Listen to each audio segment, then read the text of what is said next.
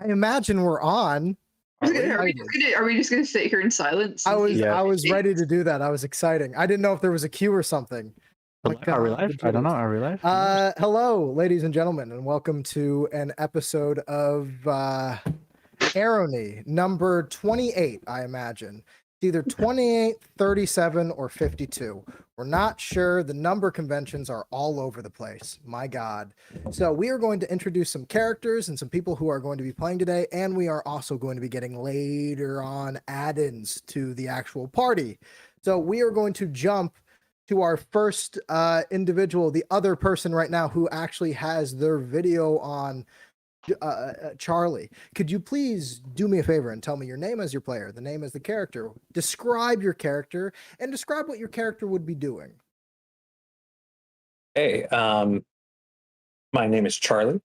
My character today is going to be Brill Lemon Lump. He is a half-elf wizard who's maybe kind of fucking lost it a little bit. Currently, he's going to be tasting things. He's going to be seeing if he can get like little electrical impulses from various things that he touches to his tongue. All right, so you're just kind of licking silverware over at the tavern, being kind of a bother, but not to the point where it's extreme, we'll say. Exactly. And I would also like to ask you, because you know what, Brad has trained me. I gotta think of a question. What D&D monster would taste the best?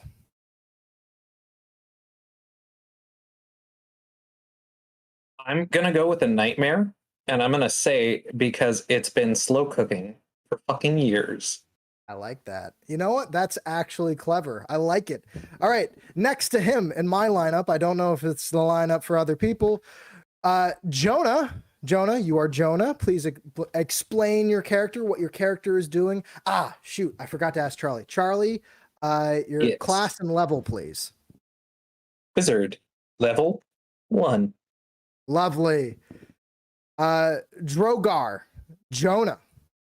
Tell me about your character, please. Describe them, what they'd be doing, and tell me what is your favorite D&D class. All right.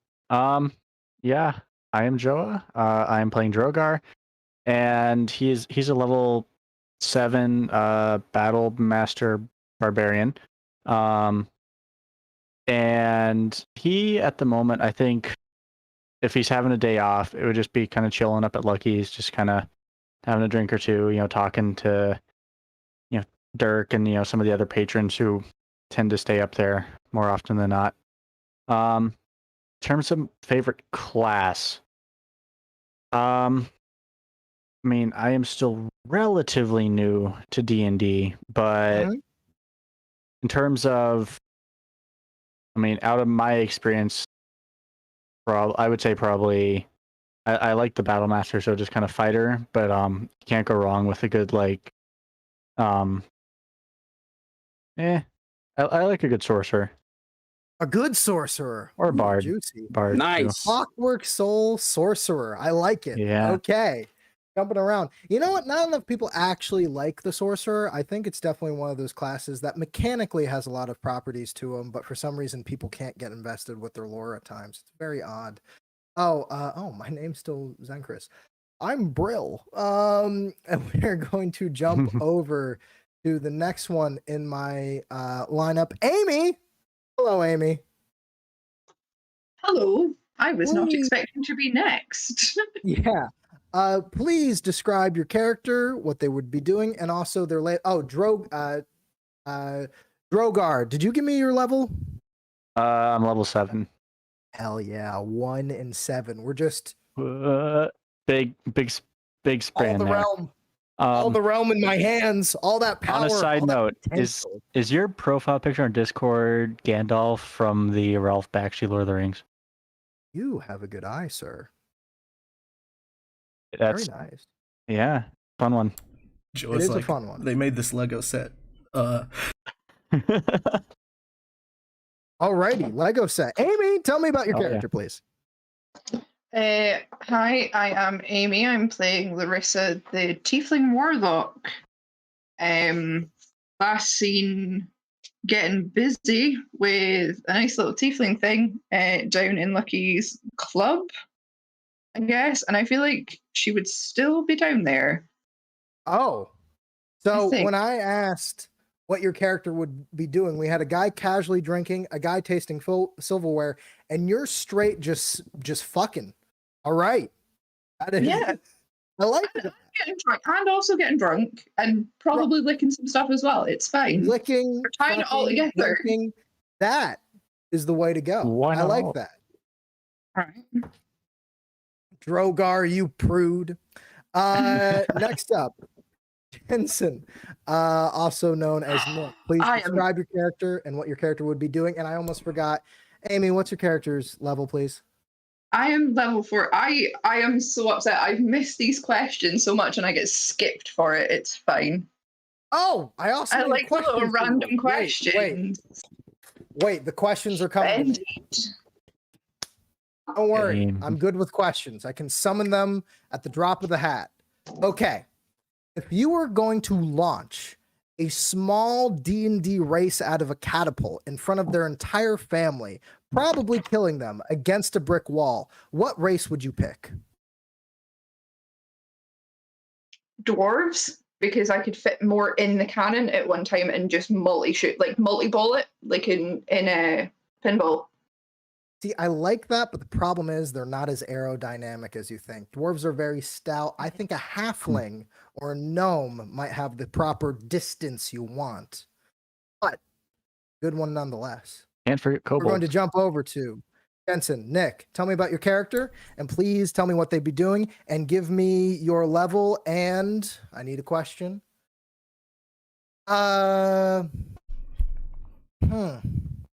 What D&D monster would be the best to date? Like,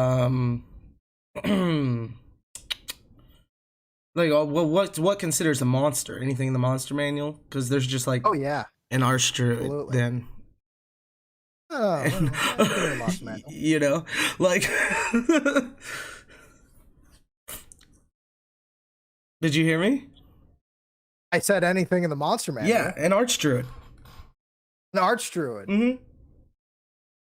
Okay. Because it's just a person. Mean, hey man, you know? If you want to be prude and not fuck a beholder, that's on you. Yeah, I'm good on all that. Yeah. Dude, go for the eyes. Wait, go for a shadow. Yeah, there are good shafts on the eyes, I guess. Anyway, I'm playing Jensen. He's a stoner surfer lizard folk. He's a level 4 what is it? Swashbuckler, level 1 Warlock of the Fiend, level 1 Bard, level 1 Clockwork Soul Sorcerer, level 1 Fighter with Blind Sense. And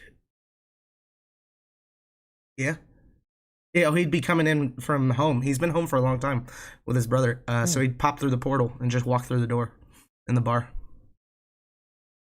Okay, alrighty, good to know, good to know. Finally, the last person in this lineup currently right now happens to be the Dunkmeister. You see, the Dunkmeister, funnily enough, he can introduce himself right now, but we will be using him later as a different character and a surprise round.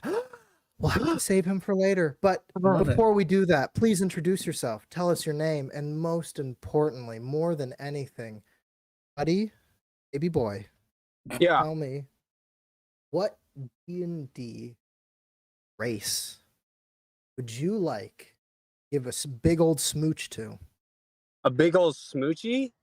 Yeah, a big old lips, bro. Boy. Lokatha. I'm Dunk.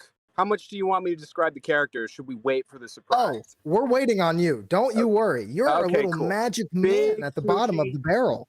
Big smoochy to Lokatha or anything fish-like. I'll go for that. Okay. Got those lips for it, you know? Yeah, exactly. Thank you. They do have those lips for it. They do. Also, by the way, if I went monster, the answer is Modron. They have the most kissable lips in all of D&D. Yeah. Hard to agree on that. Sidebar, the familiar you'll see around about here is going to be Panda. And if you see a floofy familiar, it's going to be Bellatrix. They will be popping in and out. Alrighty. So, all of you, we zoom down onto the actual dome area of Arrowknee, where all of you have been mulling about kind of the area of the tavern. Most of you have been kind of doing your business. We have our one Lysaria, is that correct? Is that right? Larissa. Lysaria. What the fuck am I saying? I'm trying to give it like the tiefling spice, you know? Comes out of a passion, sexually drunk, beautiful escapade, a hookup no less, and sits down amongst the bar with the rest of you. All of you have been casually kind of being able to describe and discuss just different parts of your adventures, going over just a grand old time of what has happened to you. Basically, the vibe of the tavern is built of storytelling, as all of you have gathered about thinking of the grand old days, the monsters you fought and slain, the travels you've gone about. And as you are going throughout this, you notice that there are townsfolk who are beginning to, we'll say, kind of congregate to listen to all of you. As you all four of you, sit at the bar discussing what you have done in your time, you notice that there is a small crowd gathering, mainly of certain guards, certain tavern dwellers, some people you notice, but a lot of common folk you don't. And it's just this kind of quiet appreciation of what all of you are saying, despite your drunkenness. So, does anybody have anything to actually address to the crowd? What's going on? Like, why are there so many people in here, man? So that was there was the one time I was sitting on the chamber pot and a spider came crawling along and I took my slipper and I whacked it. Roll performance.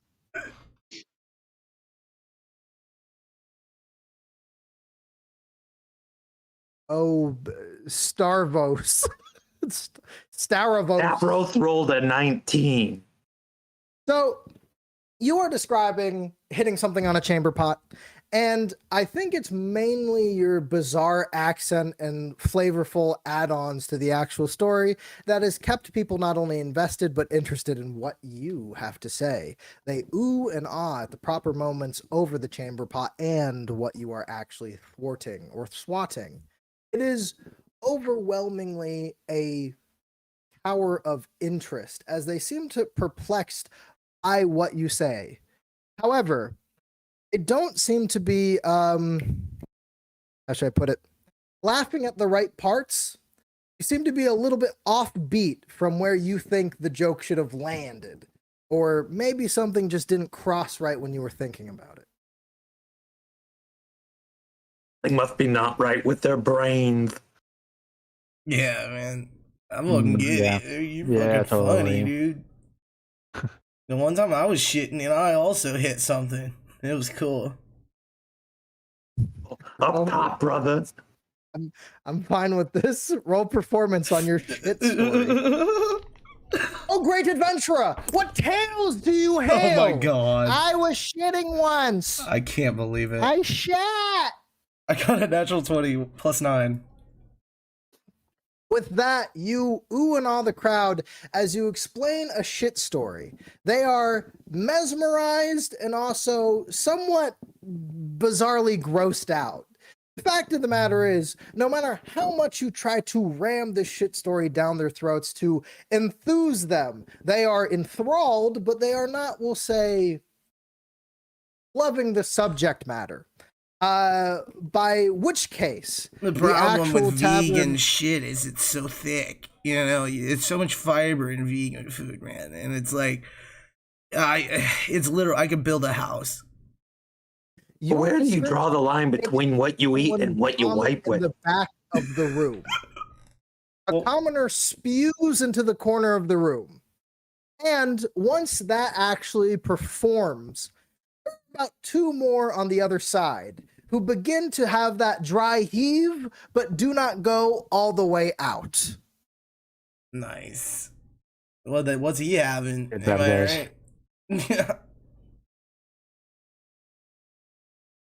Oh, great adventurers, your shit stories have truly enthralled the crowd. But I am going to need you all to please roll perception for me. Right, we've new dice. Let's see how this goes.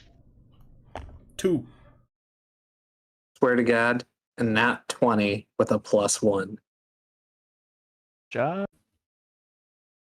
I I got got, I got a 15. 2. 2? 2, 2, 2, 2. 2, 2? 2. 2, 2. Regular He 2. has a 2. Yep. He has a 2, 2. Okay. With that, as you guys are all basically kind of overwhelmingly talking about shit and trying to wade over a crowd of people who are interested, you notice people in the back start to turn their notice away from your shit story just when you think you might be able to really come home with the story and maybe make a little bit of gold for the performance.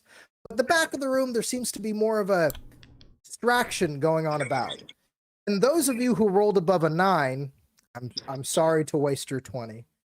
For those of you who rolled above a 9, you kind of look outwards to the actual kind of out the doors where people are peering out as somebody is clearly screaming and screaming in a wild fashion, something that is painful, guttural, and honestly, a little bit, we'll say unorthodox. It's more of a like it's very over the top with how they're actually going about it. And it seems that everybody has started to move their way from, or started to slowly filter out of the bar, away from the shit stories and towards what the strange sound is outward. Stavros will turn to the other. Mm-hmm. Sorry, right, you go first. Stavros will turn to the others and go, someone's trying to communicate with us. And he will get down from his seat and almost like a fucking bloodhound, he'll start like punching over towards the ground, like he's following some sort of track out to the screaming sound. All right.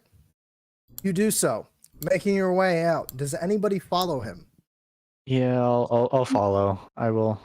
I want to cast thaumaturgy to like speak over the screaming, and try and like keep the stories going. So I'm like, yeah, real shit, and just try and like draw them off. All right, roll performance. I had a perception of 2. And so I pull out my lute and start doing backup music for Amy's story. All right, that means he rolls with advantage. Ooh, okay. Not 20, so 24. You're able to kind of split the crowd. As you can tell that there is a very big kind of inner struggle between certain members of the crowd. As people are filtering out, you hear rumors and pastures that are kind of moving through the crowd. You speak over the crowd, trying to get your shit story out to the world, making sure that all of them know and hear with beautiful backup music. And some people are moving towards you. There seems to be a split right down the middle. So half the bar has left. And the rumor that brings back is there is a man on fire screaming through the center of town. In any case, those of you who have stayed in the bar are starting to actually progress and make a little bit of gold, in the case that there seems to be a few people just tossing a couple of coins your way. From this, you make... Toss a coin to Larissa. 2 gold coins and 7 silver pieces. Those of you who have actually exited, both are Drogar and Bloodhound. With actually exiting the bar, you see in the center of town quite the commotion, as there are scorch marks moving forward and into town, and a burning husk, screaming wild arm on his hands and knees as people are padding him out, trying to get the fire gone. He is slender, tall, with pointed ears, and he is rolling on the ground, his classically wizard robes singed to a crisp, almost as though his entire body at once seemed to have gone up in flames. With your progression, there seems to be guardsmen trying to push people back to make sure that he isn't touched, as people continue to help pat him down. His leg is still on fire, and a couple of guardsmen, 2 orcs in particular, start stomping on it to actually get it completely out. So is it completely out or not? Not completely. I'll assist. And he's going to attempt to urinate out the flames. One of the guardsmen tries to hold you back. Please roll a strength check to get forward and piss on a man. Oh.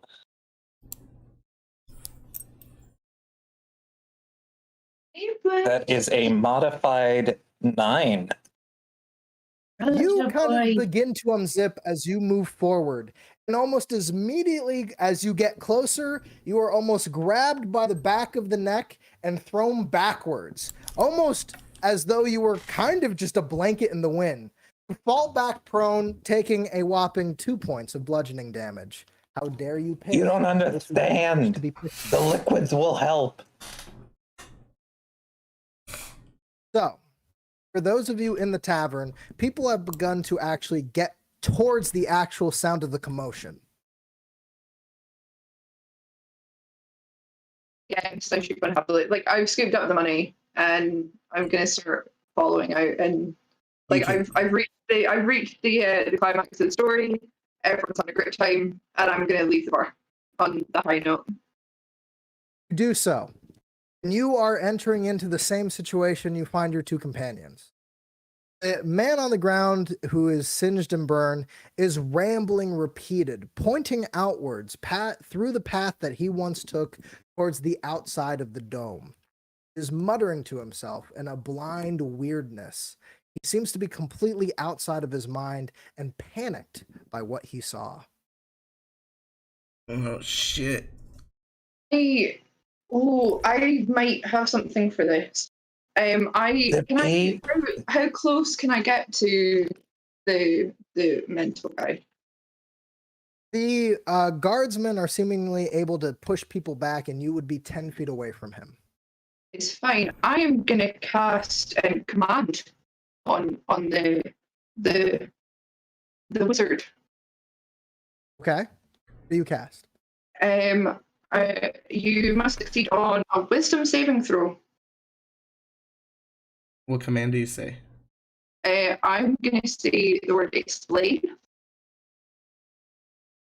All right. It'll get through the Good idea. the shock.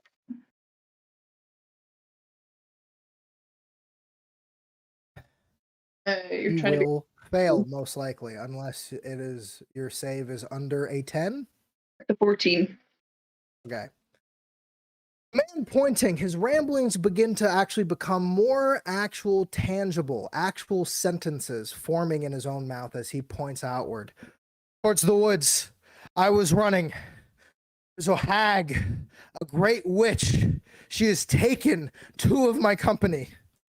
They've taken them and moved them into the forest. Strange things, strange and terrible things. She says she's coming for our children. She says she's coming for us all. She'll kill us. What was her name? She'll absolutely kill us. What was her name? I was running. You didn't ask her How name? would I get her name? Yeah, well, because you can warn people. Maybe we know who she is, bro. I'm warning you right now. She's in the forest now we have to that go way. find some random person as opposed to having a name and getting real directions, not the forest I'm that pretty way. sure if you follow my direction, you are going to find the only hag let in me that go direction. in the direction you pointed. I'll definitely run into something. Man seems gobsmacked that while his sentences have formed coherent argument, that another kind of person would immediately kind of batter him after him being on fire verbally. I didn't know he was on fire. I came out after he was put out. I mean, he's still scorching, man. That does not mean anything to me. Wait a minute, no, his leg's still partially on fire being stomped out. Oh shit, there's some on your leg, dude. Can you tell me how you feel? I feel very strange and For wounded. posterity, I need you to go into full description. I'll use prestidigitation to put the fire out. You do so. Kind of folds his hands and arms over his legs, and he starts rocking back and forth. We were just traveling in the forest, and very, very quickly there was a cackling, and she invited us inside. We decided to go in because we were cold, and she fed us, and she decided to do a drinking game. That's all I can remember. What's the drinking game? After that, I woke up on fire, running for my life. I couldn't find where my family was, my companions. Can I give you a bit of advice, man?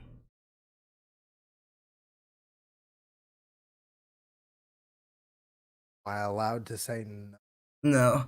No. Next time you meet somebody, ask them their name, and then maybe they'll be like, "Oh, it's Baba Yaga," and then you're like, "Oh, I won't go in her house," you know, like. I remember. Pretty good point. Mm-hmm. Yeah, that's pretty cool. Me and her used to hang out down below.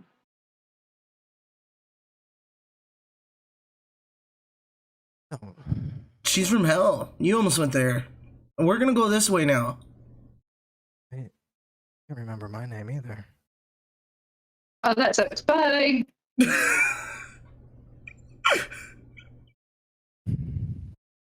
Desmond seemed to kind of gather to him to try to help him back on his feet, and we don't recognize him. Huh? I know he's burnt up, but we don't recognize him at all. Not to your knowledge. No. Okay. Can I try and pickpocket him to see if he's got like ID or something? Go for it. Sleight of hand. So this is going to go down.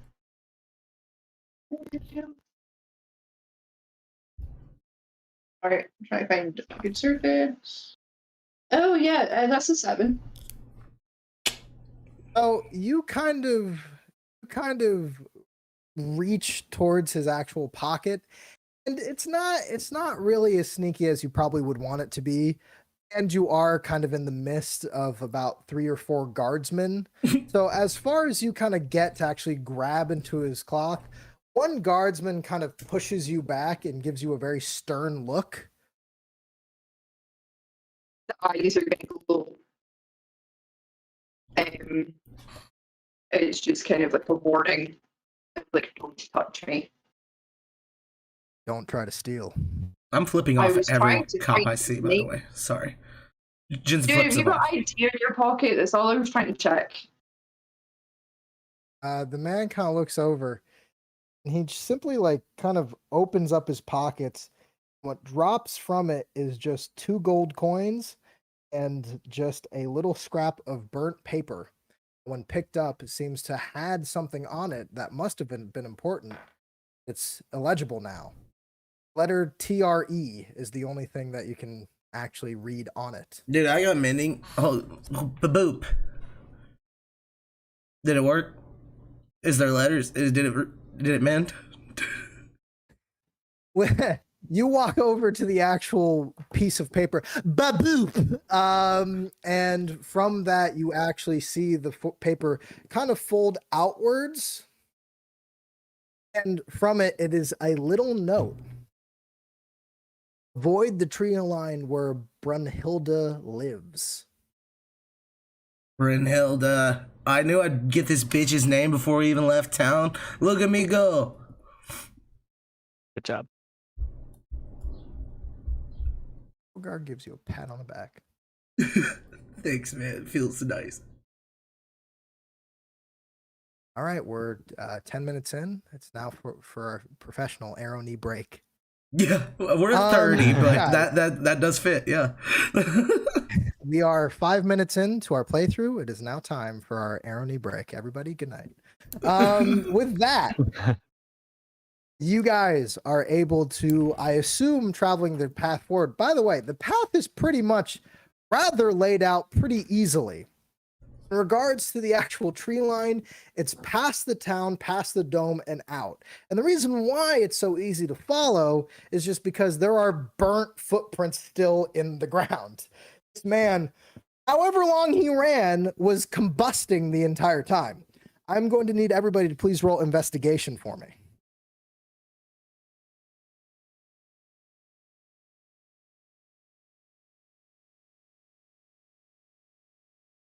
That is a 14. That will be an 8 with my +6. Okay. 4. 4. 17. Right, so all of you are kind of able to follow to a quasi yes or no. Every once in a while, you're going to have to pull one of your party members back on track. As you kind of enter out of town, people are confused in town that you would just immediately go. But the guard give you a wave and are thankful that you are in fact going out. With a little bit of a pull and a tug, you eventually enter towards the forest tree line. Now, I'm going to need everybody to please roll insight for me.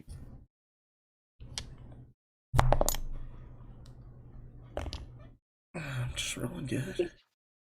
That's a dirty 20. 22. So it's almost as though when you actually get kind of about outside the dome towards the actual tree line, you notice that whatever is happening with the forest, there is almost an immediate vibe change. Hey, beware that An tree line. immediate weirdness, huh? Beware the tree line. I'm guessing I'm guessing with my nat 1, I didn't notice that, and I'm just gonna keep like charging forward. Oh, There did are you say nat trees. 1? I thought said you nat I thought 1. You said nat 20. Sorry. No, nat 1. Then Jensen's opposite. yelling out to her. You- Beware that While tree you're line. walking, are very interested on staying on the path. So you're not even looking at the trees. You are dead downwards, making sure that you are like working this one forward. But in regards to the actual tree line, you notice that the roots are twisted up. You notice that there are just kind of trees kind of forming in and out of each other. And most uncomfortably, you see the wizard from town of Arrowknee, Zenkris Zelmer, kind of at the edge of town with a spell book open, seemingly furiously writing things down about the different trees. Nerd. Nerd. Oh, there. Oh, hell. Notice that he immediately looks up at all of you and just goes right back to his work. I mosey over to him, put my arm around him, say, "What you writing on, nerd?" I'm just kind of categorizing the magical effect of this forest. Did you smoke any good weeds lately? Hell yeah. Did you want some? Not really. It's, Oh, but I it's free. tasted some shocky silverware. Oh, shocky silverware. That's very interesting. We're going to have to talk about your mother, most likely. Where are you from, stranger? My mother. That's fairly obvious. So you're interested in her in all ways, it seems. Oh, don't mind. I don't know what you mean. That's very confusing, but you asked me where I came from, and I gave you a direct answer. Oh, it was very direct. This is the town therapist, Stavros, so he's just trying to break your head in or whatever. I'm fixing him. Yeah, Clearly yeah. needs to. That's fine. I know mine's you're gonna slippery. You heal should me? try that. Huh? You You to said be you were able- fixing me. Yeah, let's see a heal spell, wizard. Absolutely can, but I want to talk to him more about his mother. I'd like to talk to you about your spell book. What about it? Well, I got spells, you got spells. Maybe you don't know the spells I spell. You know what? That would be very interesting. How about this? You give me your spell book. How about this? You go fuck yourself. Oh, now he's coherent. Interesting. Write that down for later. Either Just gonna way, give the new guy a high five.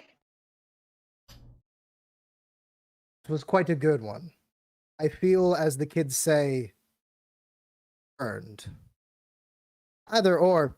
Are you planning on adventuring through this actual wood? Yeah, we need to go fight Griselda. She's got some nice people locked up away. I was considering of adventuring through this figurative wood. Well, have fun. It's been having Fey properties all morning.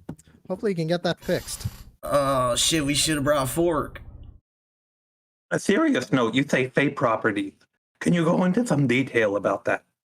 After that last comment, nope. He closes up his spell book and begins to turn around. Yeah, that's Have fair. fun, adventurers. Enjoy it. Larissa's going to try and, like, charm him. Like, huh? Larissa's going to charm him and be like, hey, buddy, like, kind of follow him and be like, ignore that guy. Like, come on, you want to help me out, right? Like, let me know what's going on in there. Yeah, Zang. All right. Let me roll. Oh, persuasion. It's going to be a unnatural 18 on a charm. That I need to. You roll a persuasion. If she's not really casting a spell. Oh, yeah. It's not a spell. No, it's just me, like, flirting. Oh, yeah. I thought when you said charm, I was like, no. All right, I thought about wizard is ready. Yeah. I thought about that and then went, oh, you have one spell slot left. No, thank you. No, I'm just going to try and charisma check my way through this. Fight him. I mean, I might fight him there. If this doesn't go well, Larissa's fighting. Put your dukes up. Let's go. Upon hearing fight him, where? No, Stavros will put the armor on. No, that wasn't real. That He's like, real. upon hearing fight him from the ether. That's my fine. Character. No, I got 17 on persuasion. Okay. He kind of looks around and goes, "What is it that you want?" Like, can you let us know what kind of Fey properties? Like, what are we walking into here? Well, I think me saying Fey properties, if you're actually a person who reads, should be able to give you all the information that you have. Seem to be a person of spell casting ability, no? Yeah, but it'd be nice to have specifics or how long this has fully been happening. You know, some actual details rather than some snarky. I said Fey, and I said this morning.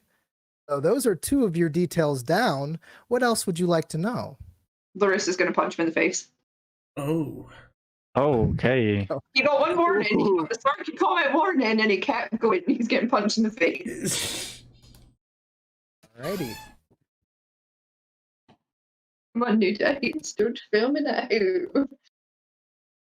This guy could for sure kill. You don't have my answers here. Punch. Mm. I do not like this. No. This She whole tried to cover it. She tried to cover it, and it was a mistake. Where am I? There am I. Did you roll? What am I rolling? Just a strength and a foot, like. I mean, it would be an arm strike. Okay. Ooh, 23. You smack him in the face, just right across. Oh! You want to start answering some questions nicely, or do you want another hit? He closes his spell book, and you see just leaves kind of form around him, and he bamps 15 feet away from you. I'm sorry, miss. You're going to have to do this for the best you can. Have a nice day. Goodbye. He's going to turn and book. Everyone, please roll perception. I get stuck. No, that's all right. Yeah, I'll roll perception. I was just debating if I wanted to stop his ass. 5. I got a nat 20. 16. All right, those of you who rolled above a 9, you guys kind of look over and immediately, Drogar, you kind of zoom in on it. All of you see some kind of strange figure kind of leaning out of the trees, looking at all of you, but it is Drogar who kind of squints and looks like looks as hard as he can. There is some kind of creature, a humanoid, kind of watching you in a very strange way. Chris, can you please describe your character for me now, buddy? You bet. All right. This is a humanoid character, very fuzzy. He's about 4. He's about I'm gonna say pushing a little past 3 feet tall. His ears, however, his bunny ears push him up to 4 feet if you're counting that. He is wearing robes and beads, very similar to that of Benedict Cumberbatch's Doctor Strange, and he is padded and scarred all along his arms. This little rabbit folk, pudgy yet stage-like in dress and in character, is watching the party. I have a wand of magic missiles drawn and pointed at it. I'm going to breathe in deeply, close my eyes, and exhale and go, there is still time. Okay, no, wait, I'm not gonna shoot this guy. Did you hear that? That was some badass stuff. What's up, buddy, man? Yeah. There is still time. You 4. And I step forward. My big feet plop forward. Not really. I guess you don't clop. I guess they kind of like soft, you know? You plop. They plop. They just plop. I don't clop. I don't have hooves. Thump. You're a thumper. They thump. They thump. There it is. You, band of adventurers, I require your assistance. Yeah, dude. Yeah. What's up? There is still time. Oh, there is still time. So you're not late. Yeah. A very philosophical statement there. Give me your names of which you currently go by. No, you give us your name first. We've been over this today. Names. I've been given many. My name is a long chain of events and histories and stories. Let me see if I can recall the most recent for you. Hell yeah. Hieronymus, Salamandastron, Earthquake. However, and I'm going to look around to my environment and the tall trees and the grass. I believe in this timeline, you may call me by my original name, McTwist. McTwist. I liked however. McTwist. Yes. Yeah. Thank you. Hello. So, my lovers call me Daddy, but most of the people call me Stavros. Hello, Daddy. He loves Pleasure you, to meet dude. you, McTwist. I love you too, Stavros. I'm gonna start calling you Daddy. I'm Jensen Oceanborn. Well, if you're gonna do that, give me some leather armor. And he gives him a little like pat on the chest. You know what, dude? Here, I pull out some leather armor and hand it to you, straight up. He'll put that in his pack and say, "I'll save that for later," and he'll activate mage armor. Oh, sweet. Oh, great bunny mage, the party that you have chosen for this journey. And you are Drogar. I am. Yeah. Yeah. How do you know my name? I don't know. There's still time. There's still time. Listen. I don't know if you've heard, if word has spread yet, but there is a villainess, further up yonder hill. We must defeat Brunhilde? her. Brunhilde, yes, exactly. What is that sound? You get used to it. It's a sound of laughter. You're good. And you, what is your name? Larissa. So bro. Excellent. So we've all met. I have a quest for you! Yes. A quest of current time. Sands of time. I precipitate dread. Coming soon, dripping down the annals of chronology. However, you can help me stop it. Brunhilde, the hag. She is near. She is a great curse. Wait, you already know. Yeah. Yeah, there's kind of a guy on fire. Yeah, there was running around really stupid today. guy that was on fire. Did you save him? Yeah, I think he's good now. How did they saved him? I tried to pee on him to put it out, but they wouldn't let me. Ah, I see. There was no water source nearby, I presume. I pressed a digitated the fire away. Yes, there was no water source nearby. I'm not an idiot, and I'm not a public expose, gentleman. I mean, you are a Do wizard. I look like Amos to you? You're a wizard. He does look like that to me. Social norms expire and become anew. Too fast and too slow for me to remember. I'm sure you'll do. Brunhilde must die.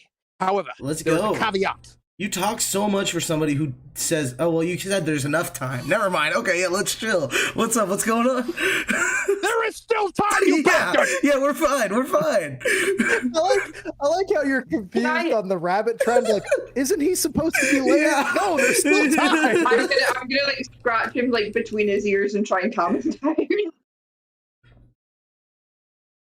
What are you doing? Giving you scritches.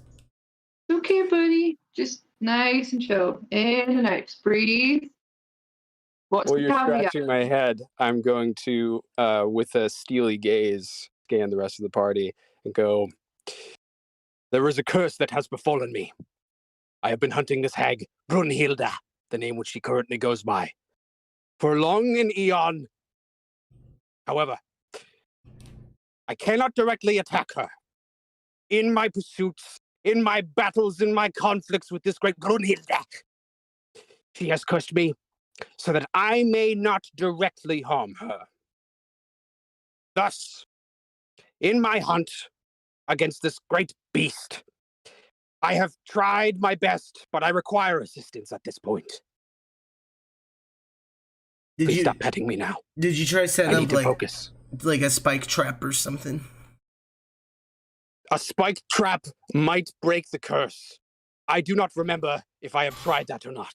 It has been a long eon for me. Oh yeah, eon. That's like a whole lot of time. Sorry, I've only been doing this clockwork thing for a while. Okay. Yes. I used to be 5 feet tall. Now, can you help me? Yeah. Sure. Let's do it. I do believe we can. Just so I'm clarifying, you're implying that there's multiple timelines running simultaneously that branch off from one another? No, that's preposterous. No, that's totally Well, how you it said works. you've lived in many timelines. You looked around here, and then you gave a name. I'm trying to discern from the scientific and mathematical facts that are presented to one from around nature what you are precisely implying.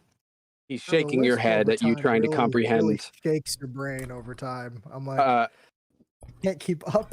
He sounds like the Mad Hatter. That's the funniest part. Yeah. McTwist begins shaking his head a little bit at you trying to comprehend time and realizing it would take too much for him at this point. But he goes, do you have any idea of the shape of a trombic rheocantahedron? Yes, of course I do. And he'll draw it out in the dirt. You actually Roll know? intelligence. 18 into. Ooh. You do actually a pretty good job. Amy, can you also roll for me a investigation quickly? Oh, okay. That is 17. So you kind of had this one thought. You were distracted by the little rabbit, right? But you had this moment of like, wait a minute.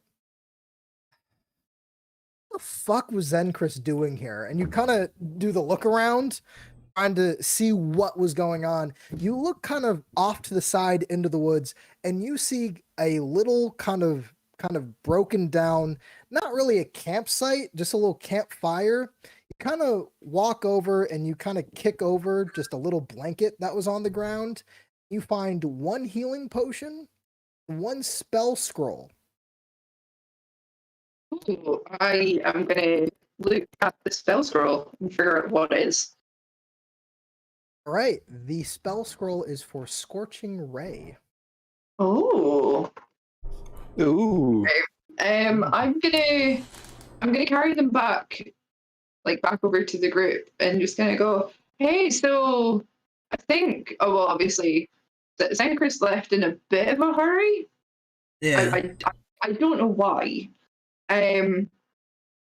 But he left. He must have been camping out here or something. He's left some bits. So there's this spell scroll and like a healing potion, and I'm gonna turn to Stavros and just kind of like grab his face and be like, "You must be protected at all costs," and hand him the healing potion. Give him the spell scroll too, dude. That guy needs to put it in his book, probably. Yeah, I did in my book, but I'm gonna kind of like look at him and be like, "Do you know anything like this? Like this, your kind of vibe?" he's gonna look at the spell scroll. Oh wait, are you asking Stavros, or are you saying that to McTwist? Stavros.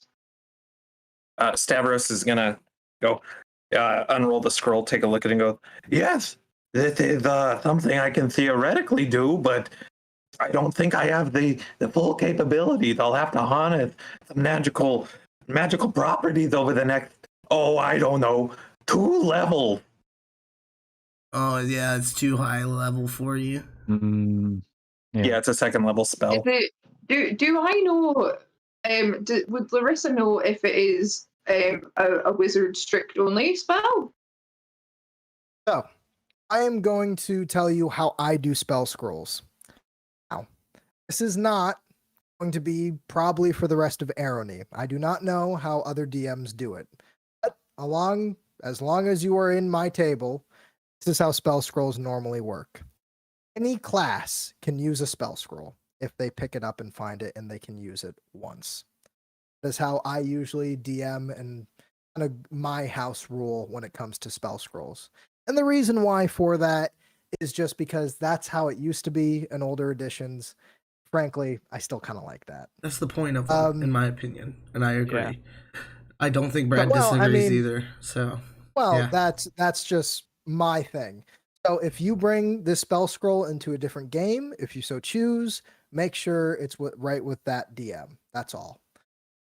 In any case, you have this bunny Doctor Strange sorcerer in front of you, and the tree line has gotten kind of odd. After looking back from the campsite, all of you notice that it seems like a couple of trees have moved. And it's almost like it has a very strange wavy effect on the top of the trees.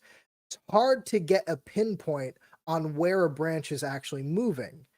And from all of this, a creeping sense of dread kind of fills you up as you kind of pursue into the tree line. Now, once you get past the tree line, past the campsite, that trail of fiery smoke that you were once following seems to go up dry. Seems that there's some parabolic dissonance over in the horizon, Stavros says to McTwist. What do you make of this? Yes, it does not bode well. And I look back down to your rhombic triacantahedron that you sketched in the sand. I go, I smile and I pat you on the shoulder. Yeah, I know shapes too, dude. Let's go in the... I'm sorry. I didn't have my protractor and I didn't have my straight edge, but I did what I could. It's beautiful. So, can I double check? Sorry. So you said as soon as we're past the tree line, the footsteps stop. Yes. So what if it's we know that she's cursed before? What if it's a curse that as soon as you leave her forest, you combust, so you die? So if we walk into this forest, we're going to be stuck in here until she is dead. Fuck, I'm already in here. Are we all already in? You guys can Sometimes absolutely you can't decide pull right out. now if you decide to enter. I'm in there. I feel like Larissa would definitely have done some recon before just stepping into it. Well, let's see. Okay. I'll walk out. Larissa, sometimes you just can't pull out. And Davros will walk right in. Rock in. Does anybody try to walk back out again? I do. Yeah. All right, you I haven't both gone in. seem to walk I haven't out gone. of the forest completely fine. Maybe it's because that guy was a stupid nerd who didn't know anything from shit and asked people their names. I mean, he did say he woke He up had on a fire. note with her name on it. On Yeah. him. Like, what kind? Let's go fight a hag. What kind of man was just attacked by a hag, on fire, didn't know his name? That moron! It kills me. Entering the actual forest, there is kind of this sense of dread. Now, from inside the forest, you guys can try to work together to see if you can investigate the area, or you also have this lovely bunny guide who can also try to help you through. You guys try to kind of go forward in front of him, or do you try to use him as a guide to push you forward? I would love to give guidance to whoever's making a check. I would like to follow the bunny man. Yeah. We got a couple ways we can do this. I'd be happy to work with the bunny man. I naturally have a +6 to investigation. High int, baby. So if I don't know if working with him would give me advantage and potentially throwing guidance on that, or if he would take the reins on that. But however the party feels comfortable with it, I'm down for. Bunny man? I will lead. And I'll go forward. But All I right. will use the assistance of Stavros here for sure. Oh, you're Okay. getting Actually- guidance too from Jensen. He's pointing at stuff and telling you what it is. I will have Stavros lead here, but I will assist Stavros if that makes sense. I'm kind of pointing out the familiar trail to myself and the warnings and the trail, all that stuff. And the possibilities. That's a mushroom. So that is going to be then our wizard boy. Please roll for your investigation with advantage. And guidance. That's a pile of leaves. Yeah. Firstly, do you get like tired? Because you've got like, I'm not meaning any offense. You've got like little legs. Do you want to? I've helped out the party before. I've helped out some of our smaller members. Do you want to ride? Thank you. But my tired legs remind me of the long journey I've been on since she killed my younger brother. Oh, fuck. Oh, that's a development that 23 total. like we could Let's have known get about this earlier. bitch. It comes Did you have- roll a 23? Yeah, it was a 14 +6 +3 from guidance. All good. I just wanted to know. Yeah, cool. So you are kind of with the assistance of being guided and having this little bunny man kind of help point out the familiar trails. All of you move forward pretty succinctly.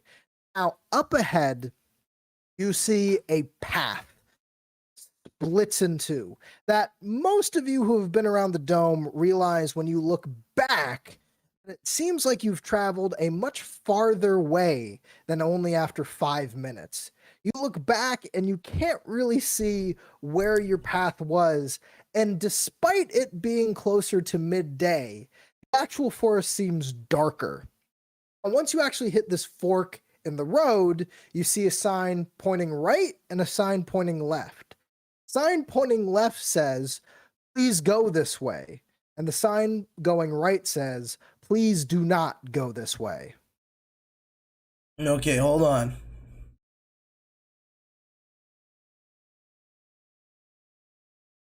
So the D, that one makes a duh sound, right? Yes, it does. Okay. So you're learning.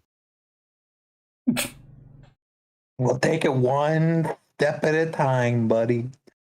Ooh, There you go. ooh. Man, you can do it. We could split the party if everybody's feeling No. Ooh. Mr. McTwist, Bunny. do you have any kind of predetermination here? I reach my hand on Stavros's shoulder. or wherever I can lean to. Well, more his thigh. He's a His thigh. half-elf. Oh, Yes, put your hand on Daddy's thigh. Hang on, Daddy. And I'm going to breathe in deeply for a second. There exists no possibility I can imagine of us surviving by splitting. No, that wasn't even an option. Yeah, I'm not asking that. I'm asking which way you might sorry. have determined to go. Which way to go? I'm going to try to determine in my head and my heart which is the best way to go. If I may roll something. History? Excellent. Roll your history. Can I assist? Yes, you may. Okay, right. So... Smart boy. That's a 12 for history. Lovely. So you are kind of going through your Rolodex of just hag crimes that you know that she has committed. And you're like, when was there a time where she betrayed somebody for going left or right? Was there ever a time? You're thinking of the children flayed, the drowning masses, the little bunny paws holding up against her wave of annihilation. And through all of this, you imagine that either way you choose, there is most likely going to be a bad outcome. Well, if you don't know which way to go, I tend to say fuck society because they tend to oppress and push down anyone who wants to get forward. You see, the whole system. So I'm going to go this way. And he goes where it says, do not go this way. I was going to say just let the line. I was going to say go the don't way because you were in a weird hag woods. Yeah. Why would we go the way she wants us to? Oh my God, it's Frungier. But what if that's what she wants us to think? What if it's the double bluff? And we should go the way that it says to go? You guys are thinking too much. Just say fuck society and follow me. As the party is actually arguing. Hungier! Oh, Ben. How are you? Good evening. Good evening. Good evening. You have been kind of wandering about this forest for a while. You were actually going to meet up with a wizard known as Zenchrist for some coin. He was willing to pay you close to 500 gold pieces. At least he promised you that. On entering into the forest, you have found yourself a bit lost. This is outside the dome. And no matter what way you seem to go, you've been turned around and put off, and eventually you come upon some familiar faces.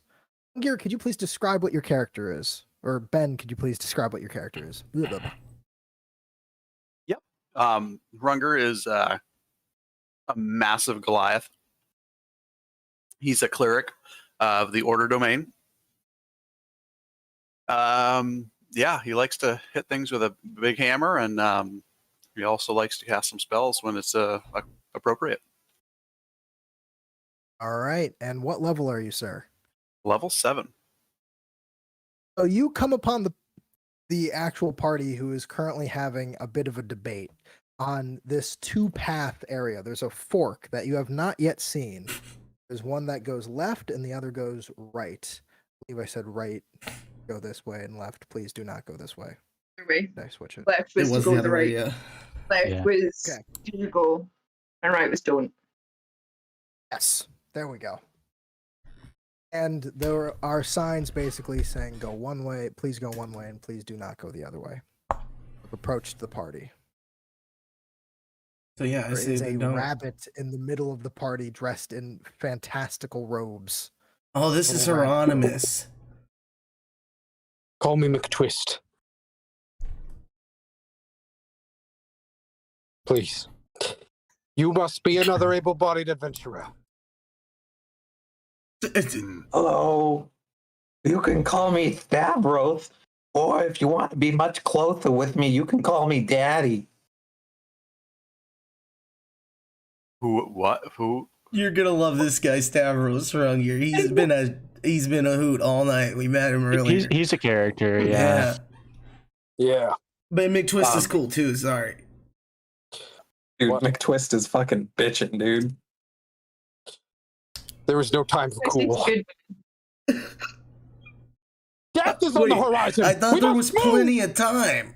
Wait, has the time Is there still changed? time? Is there no longer time? I'm There confused. both is and isn't time.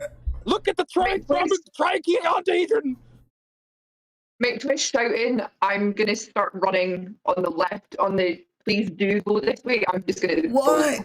I'm going to start hopping and following Larissa. I was already going the other way. Oh no! No. We have a No. tiefling and a rabbit one way, a weird half elf going the other way. I The rest of you. barely know this half elf. I'm following Larissa.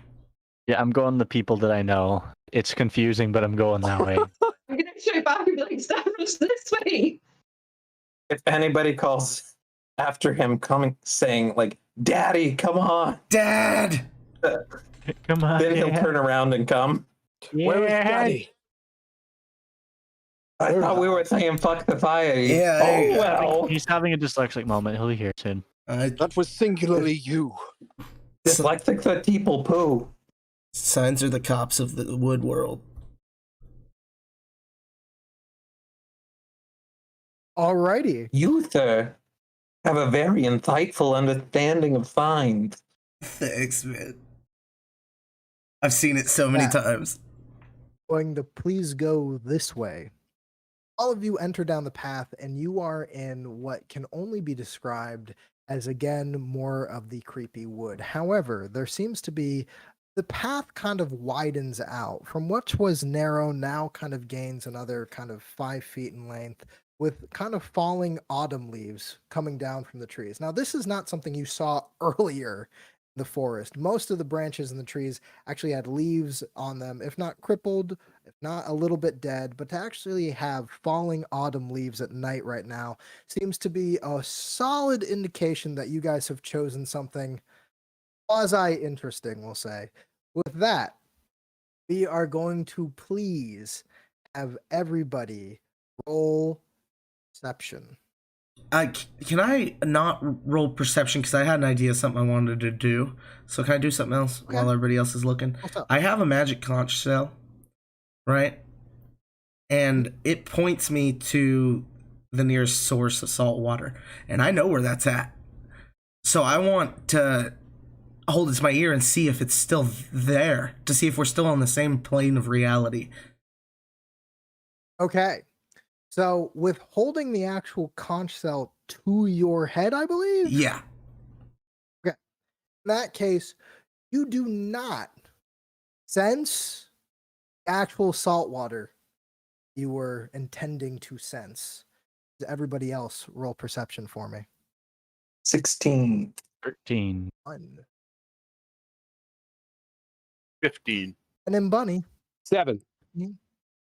Okay. These days, All of you, except for, I believe, 2 of you, those of you who rolled above a 13, are able to kind of look out into the actual path as it widens out, right? You actually see that there are these kind of leaf hills of different, basically almost racked together autumn leaves that have turned into different mounds, multiple mounds scattered about the forest as the trees seem to empty away.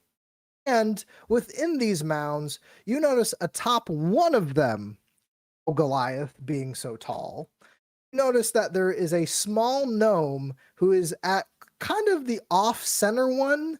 This is an area that is about 60 feet around altogether in circumference. And you cannot see the other side kind of over these hills. These leaves are packed pretty high. And one of these leaf pile has a little gnome kind of drunkenly sitting on one, kind of hicking up to himself. He's kind of wishy-washy, and he looks rather drunk, with little pale face, little pointed ears, blonde curly hair, and what looks to be a cup that he is continuously drinking from. Boo, boo, boo, boo, boo. seems to be singing quite a bit of a song, is about 20 feet away from the rest of the party. Between you and him are multiple small little mounds of leaves. Sounds like he's singing about boobs. Hey, I don't want to alarm anybody, but I don't think we're on Arrowknee anymore. That's it. Why do you say that? Just a feeling. We went the wrong way. No, I think it was the forest. It's magical. Did you just say just a feeling? Yeah. You know what the conch shell does? Yeah. Well, if you, deception. Some of you might actually know what the conch shell does.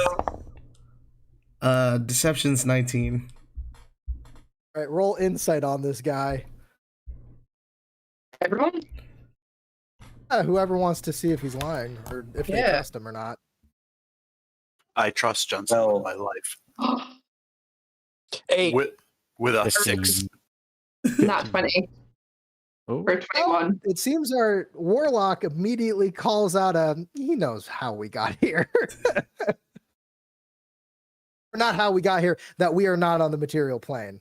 Some kind of way. He knows why he knows that. It's because she was with me when I got the shell. She knows. Was I? Yeah. Like genuinely above table question. When the hell did you get the shell? I got it. Is that the 420 game? No, I wouldn't have given myself a magic item. It was from I really don't remember. It was from Void Tech. Right, yeah, that was. Okay. Oh, yeah. I'm just gonna kind of in that case, I'm just gonna kind of like eyeball him and go, do you remember shell out? Yeah, yeah. Okay, I'm just gonna keep it hush hush. Fine. Like pretend he's like super magic. Okay. Well, I found out I'm a sorcerer, right? And so there's magic in me, so I'm trying to appear like a cool guy who knows stuff or whatever. Just like naturally. Naturally. I got you, bro. It's fine. It runs through your veins, doesn't it? Yeah. My granddad fell in a clock. So, you have innate power over that which is temporal?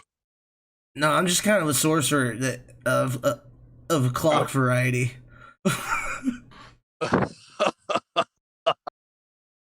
It's now the time for this. He gets so high that he understands time. Yeah. But then he forgets it when he starts to get less high. But I learned Druidcraft to take care of that, and I make a little bud appear at my feet and pick it. Jensen. Sorry. I'm gonna try and sneak over to, like, closer to the pile of leaves and the singing. Jensen, you have a gift. Pile of leaves or the pile of leaves that the gnome is on 20 feet away? I'm gonna try and get closer to the gnome, but like sneakily. All right, please roll stealth. Then please roll a dex saving throw. Oh. Thank you, Hieronymus. Stealth. There will. Oh, sorry, I'm trying to do a twofer. Okay, stealth is a 10. Okay. And then dex saving throw is an 11. So you kind of immediately kind of look over and you're like, interesting. Okay. And you walk forward just a little bit, trying to move across the leaves and get around the actual pile. Not all that stealthy, because after only a couple of walks, you kind of hear a crunch of a leaf beneath you, and you slip, fall into one of the little piles of leaves. You kind of splatter about. Can you please give me a D100? Yes. Sounds like a lot of damage. That's all. I really hope not. 79. Nice. Oh no, it's fate. Bad things are gonna happen. You kind of rise up out of the leaves a little bit woozy, kind of stand up, and you're trying to essentially catch your balance as you feel this strange haze kind of come over your eyes. This is something that our lovely rabbit folk has seen many a time. Strange curses and strange magic of the Fae. You are going to be taking a single level of exhaustion. Oof. Can you explain? I've not heard of that one before. You're gonna have Sorry. disadvantage on all skill checks. Everything. Skill checks. Right. Okay. It's the least bad exhaustion point. Is the first one. Essentially, you can get up to 7 levels of exhaustion. At 7, you die. Basically, as you progress, and if you gain levels of exhaustion, or if other things of these leaves do things to you, you can essentially, best way to put it, exhaustion, you're tired. If you get too tired, you die. Yep. Basically the best way to put it. Mm-hmm. You all Guys. notice that your tiefling friend seems to be about only 10 feet away from you and just kind of holding her head a little bit. Yeah, why don't you come back over here? I didn't even drink any grannies. Why? That's probably your problem. Am I not drunk enough? Yeah, that's why we took the Excuse stupid me. path. Excuse me, Mr. Christy. McTwist. Twisty, what's going on, man? Mr. McTwist. Yes. I know that you have an understanding of temporal dissonance much more than any one of us. With your knowledge and the frightening aspect of impending doom coming on, do we have enough time for her to get a little sleepy poo? No, we do not. We are on the hunt. Well, shit. Throw her in the back and let's go, boys. I'm gonna turn to Hrungnir and be like, "Can you carry me for a little bit? I I'll don't also feel so carry good." you. Hey, Dunk, Yo, do you have anything in your pockets? do I have anything in my pockets? Yeah. In my own person's pockets? No, or does pockets? McTwist have anything in his pockets?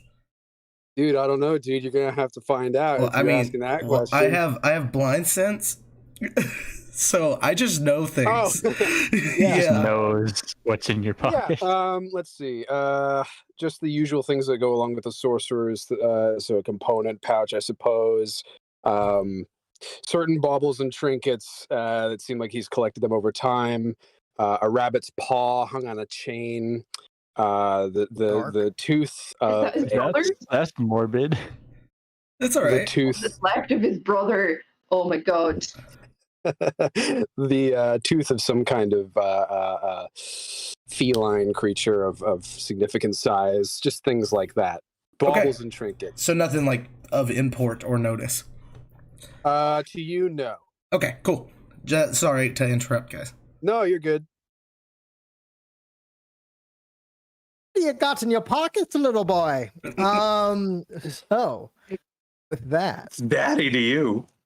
how are you going to proceed? Little drunk gnome continues to be exactly that, drunk. In Drogar, if you do intend to actually move through the leaves while carrying a person, we'll be doing so at disadvantage on those dex saves. Indeed. Yeah.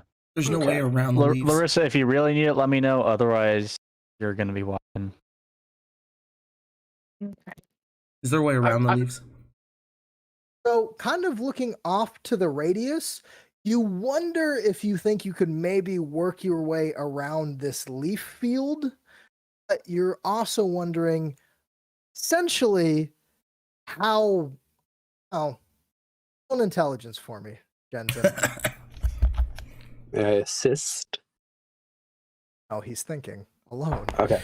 Right. Him think. You grab hey his guys, head. Think harder. You mind meld with your little rabbit paw. Right. you guys are really silly. And he's gonna walk up and cast Gust and just pull the fucking leaves out of the way. Okay. I got a Nice 6, knowing by the you. way. So I'm with whatever plan y'all are doing. Yeah, you kind of look off to try to see if you can get like a radius around the area. It feels like the leaves just kind of keep going, and you're like, I know there's trees out there. I know there's leaves right here. It's And there's never-ending piles, leaves. and there should be a circle, but for some reason, it's almost like a trick of the light between the actual trees and the actual leaves, and you're like, I might be high. I don't know. And I'm just trying to leaf blow him, clear him a nice path. You leaf blow. I'm gonna do this whoosh offward. can you please roll 5 dexterity saving throws? Oh no. First one's 13.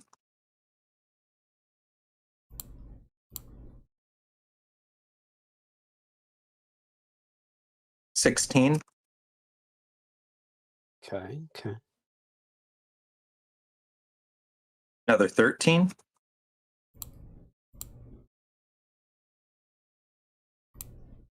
$21.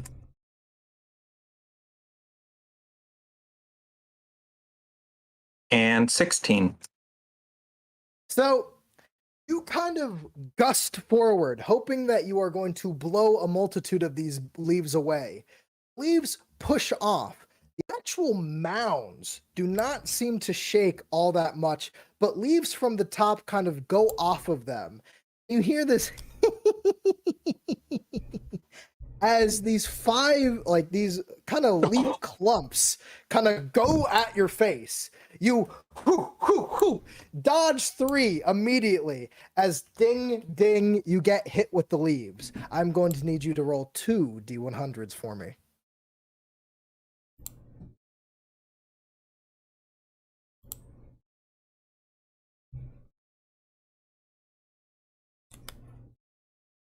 $86 and $76. 6. Been nice knowing you guys. You are going to gain a proficiency in roll for this. History. You suddenly I am realize- already proficient in history. You're super super good. You just get a history lesson smacked in your face, and you're like, I know that already. And please roll 2 D10s for me.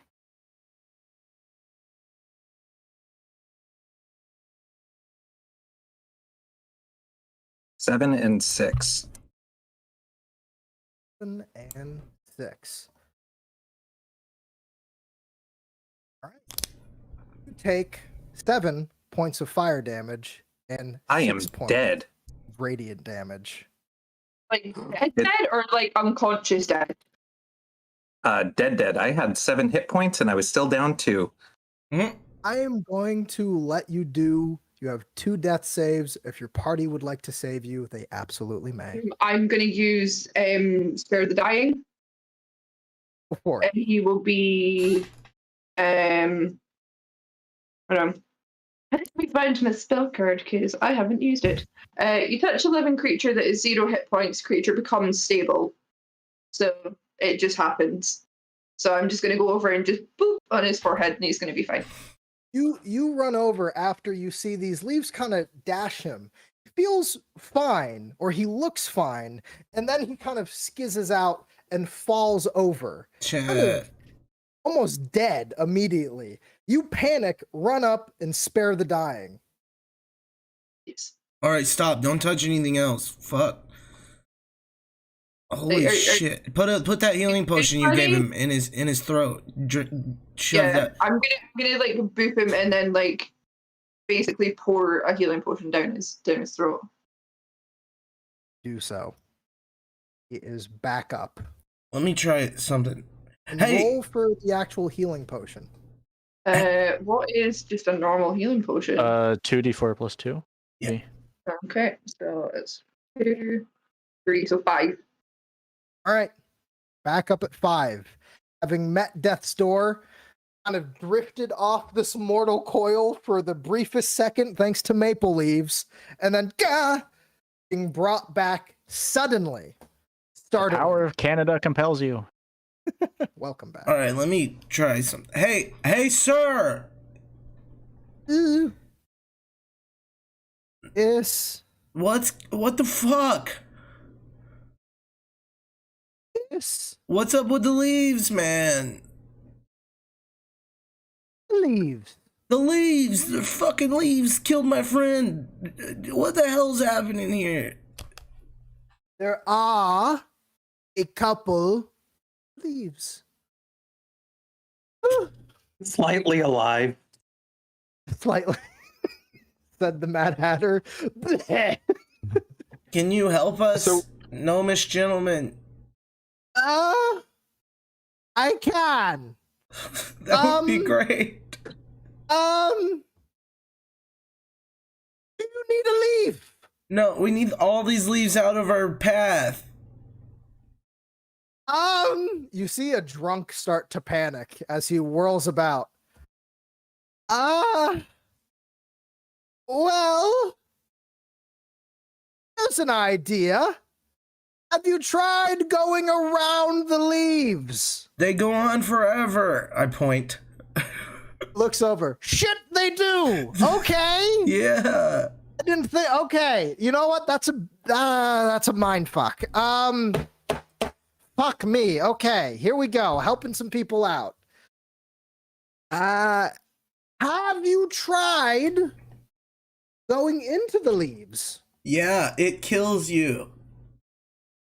Oh shit. Okay. Have you tried going past the leaves? There's no way.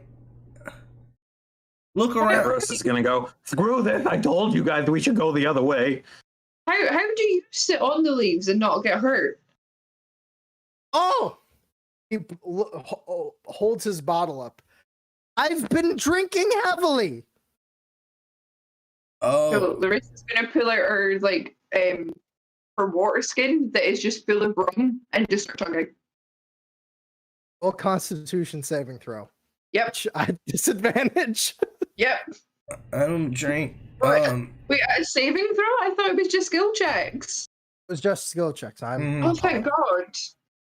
Can I use my inspiration and roll again? Are you trying to get drunk or are you trying to stay sober?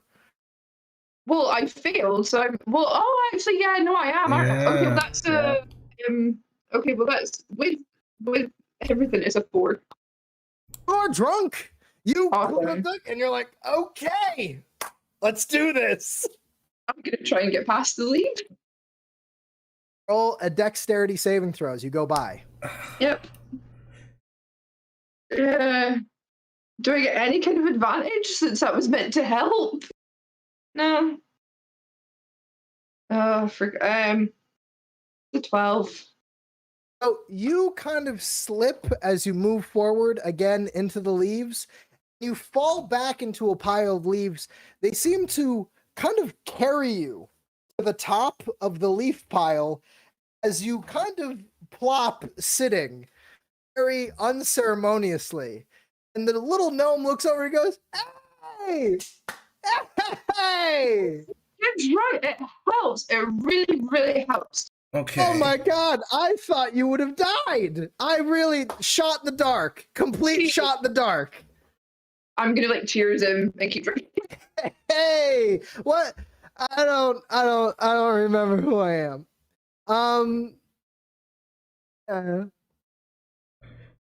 So what are we supposed to do? I don't drink. I can't drink. I'm sternly against ingesting substances that are not natural. Yeah, just kidding. Give me a fucking drink. Hrungnir should be fine. He's plenty drunk. Look at him. Yeah, I don't know why I had to roll dex save him on this fucked up.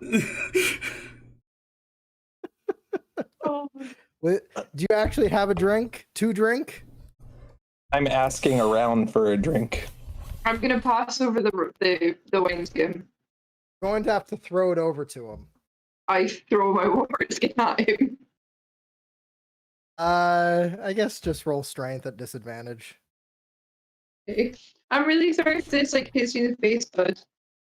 May I use my... Oh, it's a freaking nat 20, but I can't take it. It's a 13. You kind of haphazardly kind of throw it in the direction of the party. It starts looking very frisbee-like you really have it down. Then it just kind of kerflops near McTwist.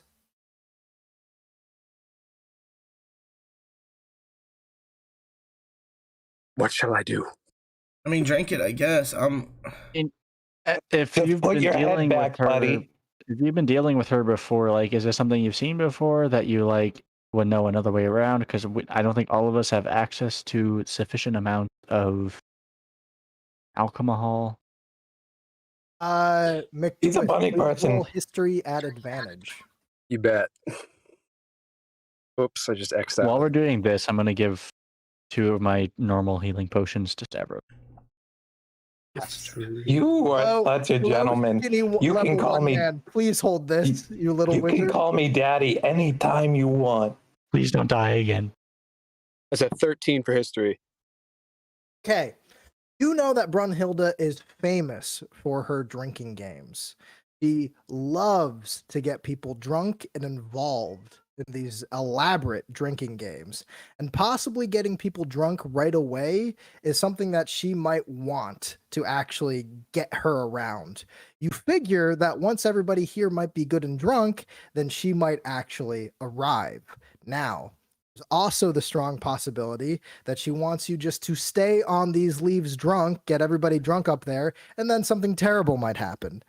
Or passing through said leaves, being sober may do damage, but if you get through the minefield, it might do better? Question mark? You all know this, or you know this, McTwist. Brunhilde is known for her drinking games, quote unquote. Aims. Yeah, I will relay this to the party. Well, maybe we should have the really strong, tanky guys who would do well with ingesting multitudes of alcohol, not drink yet. I mean, it also just seems that the guy in town mentioned drinking games, and it seems this is now Did the bunny one of those things. Did the bunny relay this to us? He did. Yeah, he did. So, like, with the guy in town and then that, it seems like maybe that's not a wise. Y'all can get drunk Just if saying. you want. I've never drank before. I'm not starting today. I can dash as a bonus action. I'm fucking going. I'll see you on the other side. You're trucking? Yeah. Hell yeah, dude. All right, you are going to. And I'm behind you. As you're just, No. as you are going 45 dexterity saving throws. Yeah. No, he's only going to make 4. All right. While Jensen's rolling, can I just sidebar that I can hear a cat meowing, and I just want to, whoever's cat it is, tell them I love them. That's Batman. I can go get him quickly. Please go get Batman. Just every time he was speaking, I could hear like a little mew. It was like, cat. This is just peak Larissa drunkenness. Oh, it's Batman. Yes. It's a little pause. All right, Hey, Brill. buddy. 17, 15, 18, 23. Oh, shit. Hold on. In this order. 18, 17, 16, 15. right. I was very impressed by that. 17, 16, 15. Right. So you are kind of at a good clip. Right? You get kind of past the center. And you are kind of just hucking it. You are dodging leaves like your life depends on it. You're almost looking like you're doing fast hopscotch. Anytime you just see a leaf, you're like, no, fuck that. Absolutely not. Will not do that. No. It's like surfing. You get kind of towards the halfway, you slip and you hit one, then you move out of the way and then hit another. Now, on those two, bam, bam, roll me D100, sir. Gotcha. Does he just like pinball into it? Huh? When he like slips, does he just like pinball like from one to another? Kind of. 93 and 20. 93 and 20. Alrighty then.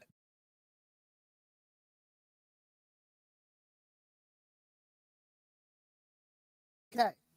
So you get to the other side. You make it, kind of huffing and puffing, and you see that the trail continues. And you're like, oh, thank God. Mm-hmm. Oh God. as you kind of keel over and you vomit out a small little rod, a golden rod, a little button on the end. You are also going to be taking a whopping. Holy shit, I won, dude. It's my lucky day. 15 points of bludgeoning vomiting damage. But a scratch. And on top of that, you kind of ease yourself. You're trying to kind of catch your balance a little bit. And you feel this strange, kind of weird sensation that you haven't had in a while. You feel completely and totally rested and healed up. You have no side effects whatsoever. After I took the 15. Your hit points all the way up, and if you are high or drunk, you are no longer that. Oh, and then I'm like keeled over. He's detoxing now. Like he's You having are- a bad time. You are as sober as you've ever been, like a fresh baby. And you will remain that way for please roll a d4 for me. Oof. Months. 2.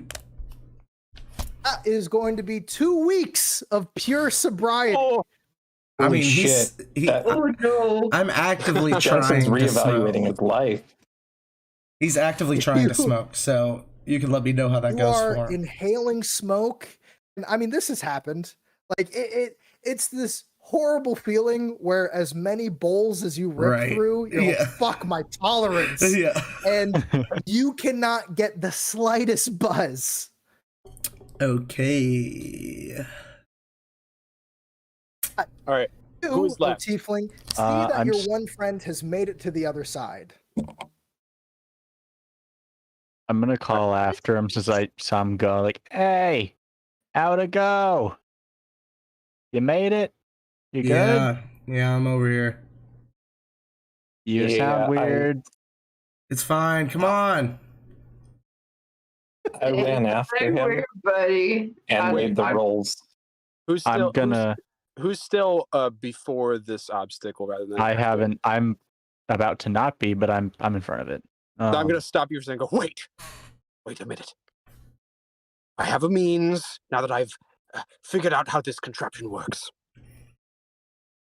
It Oh. may protect us on the way through. It involves a little bit of bodily acceleration, but I promise you that I can decelerate it and return us back to normal. Do you trust me?" I mean, we just met, but like, as long as I don't get like whiplashed into oblivion, You won't. sure. And then I'm gonna look Uh, down at the bottle that's been tossed that's at my feet. I'm gonna chortle to myself and go, "My body is a temple." I kick it away from me. I'm gonna use gaseous form on myself and on Drogar using twinned spell. This makes us I also, right as I grab you and do that, I go, "Let us meet our shadows in the deepening shade." And we both turn to dust like Thanos. And you have complete ability to like move around and everything, but you had mainly advantage on dexterity saving throws as we move through the leaves together. Can't you Well, just then fly you over both- them? Or Yeah, I we was can like, float over them. That's I'm just true. gonna go up and over. I suppose if there is a limit to the leaves, then yeah, we could just go over them. You do so pretty easily as you go, let us go in the shadows, as you manifest upwards and just beautifully float over. The gnome, when you guys pass over, like trying to kind of reach up and grab you as you manifest over to the other side. I end my form. You may end yours if you choose to or stay. However, be wary that it is 10 feet movement speed. We've Yeah, all I'm made it just past the first obstacle. gonna land and. Yeah. Wait. Sort of. Runger, have you made it across Yeah. yet? Okay. Uh-oh. No, Hrunger No, and Larissa no, he has haven't not. made it across. I'm pretty Yeah, I sure wish the you little spoke up. wizard did, right? Yeah, I am so sorry. Okay, what were your rolls? I'm sorry. 18, 17, and 23. 18, All right, you are basically dodging, moving, swifting, and you feel like you are going pretty fast. And you think you're just about to reach the other side when you slip on a final leaf and tumble through one of the little piles of leaves. Can you please roll a D100 for me?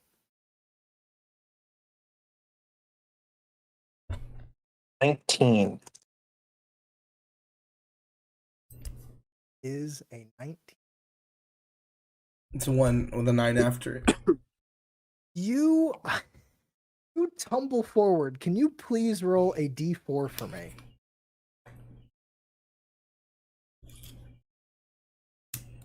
Ooh.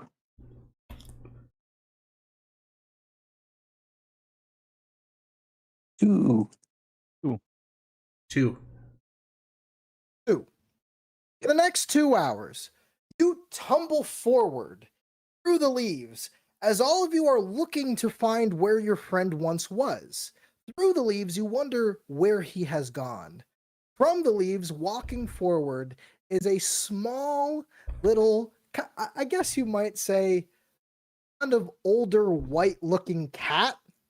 As it paws forward, you have been true polymorphed into a white house cat. You still have all your stats and abilities, but for the next 2 hours, this is the form that you will manifest in and take. And no verbal, correct? Oh, you can speak. Polymorph. Meow. Oh, wow. This is amazing. Like, is everyone else seen the sock cat? What? That's me. Ah, So can I drunk got a little fluffy tail. It's bushy behind me, a little fluffy tail, and I'm pawing through the forest. Can drunk Larissa like stumble through 2 hours. the leaves and be all right? Can drunk Still Larissa? on top of one, just Yeah. like I'm making like leafing. Are you I'm just on trying top to make of your way it. down and through the leaves? I mean, I guess. Yes. You are trying to kind of come off the leaf pile. Please roll a wisdom save. Oh god.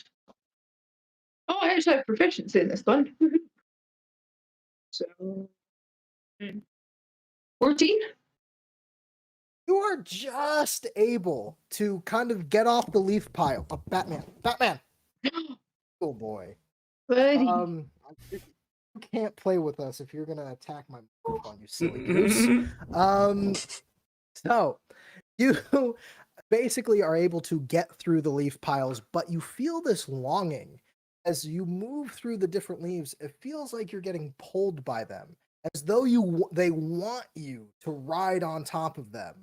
You just seem to pass yourself through the temptation of essentially spending time up there for a long, you don't really know how long, being drunk atop the leaves, and you make it to the other end. We have one more person here that has yet to run through, and that is our mighty Goliath. I'm gonna be just like slowly patting Stavros because I'm a drunk girl, and I'm just gonna be patting the cat, waiting for. Speaking of cat. Oh, hey buddy, hi Thor. I will. Yeah. I will click my Nice, my sleepy boy. boots of speed. Give my 60 feet of movement, and I will dash Right. with my dexterous self. Wait. Wondering if that gives you advantage. It gives so it would give if these are attack rolls, which they don't appear to be, it would be a disadvantage on sneak attacks or surprise attacks. No, these aren't attack rolls. I'm just trying to figure out. I would Like, you're still going the same amount of distance. Right. Just I would fast. think because he's faster, he can like take longer strides, right? Like leap over some of them, so he's taking less. I would also rolls. think that while you're running faster, the easier it is to slip. Like you don't. I've run before. It's very Right. hard to see where your next foot lands. I've done it once. But give me the 4 rolls because here the boots of speed. Just give me the dexterity rolls. Dexterous boy, you. Nah. So that I got a 6. Well, yeah. All right. Let's get the bad ones out of the way. I have a 6, a 9, 19, and a 17. All right. So in true Goliath fashion, you I do have athletics. Bull your way through 2, at least. You kind of don't even slip. You just kind of just charge through it because you are a powerful Goliath. And then you're able, after you kind of go through those 2, you're like, oh, that felt weird. I don't want to do that. And you try to maneuver your way better through the leaves, and you do get to the other side. Can I please get 2 D100s from you as well?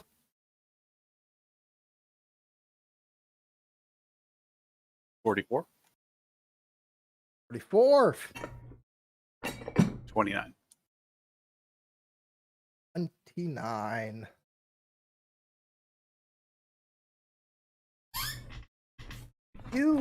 As you kind of get to the other side, you feel this like weird, just kind of pain in your chest as you burp up a little bit of fire.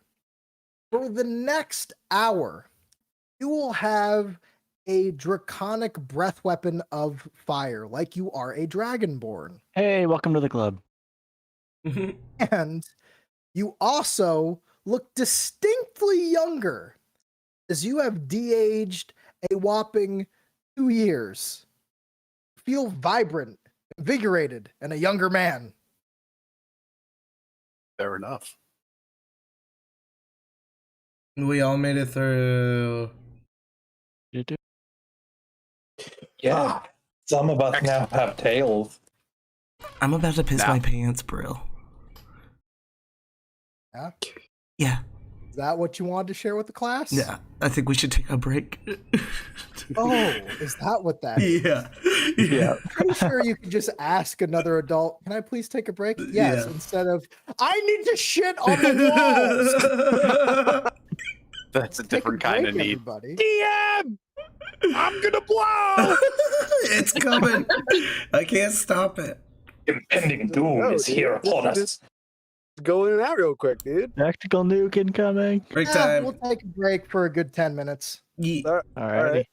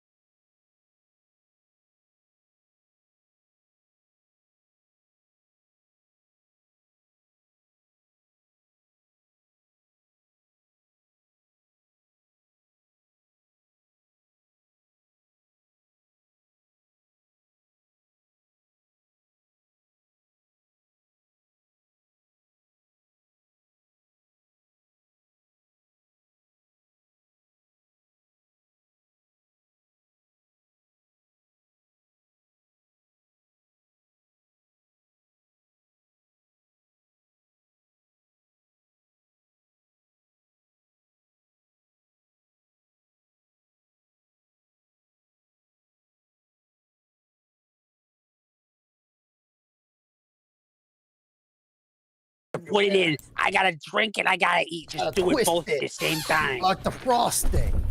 When you work 2 jobs and have 3 kids, you fucking take caffeine wherever you can get it, kids. You eat that caffeine if you gotta eat that caffeine. All right, are we good to go?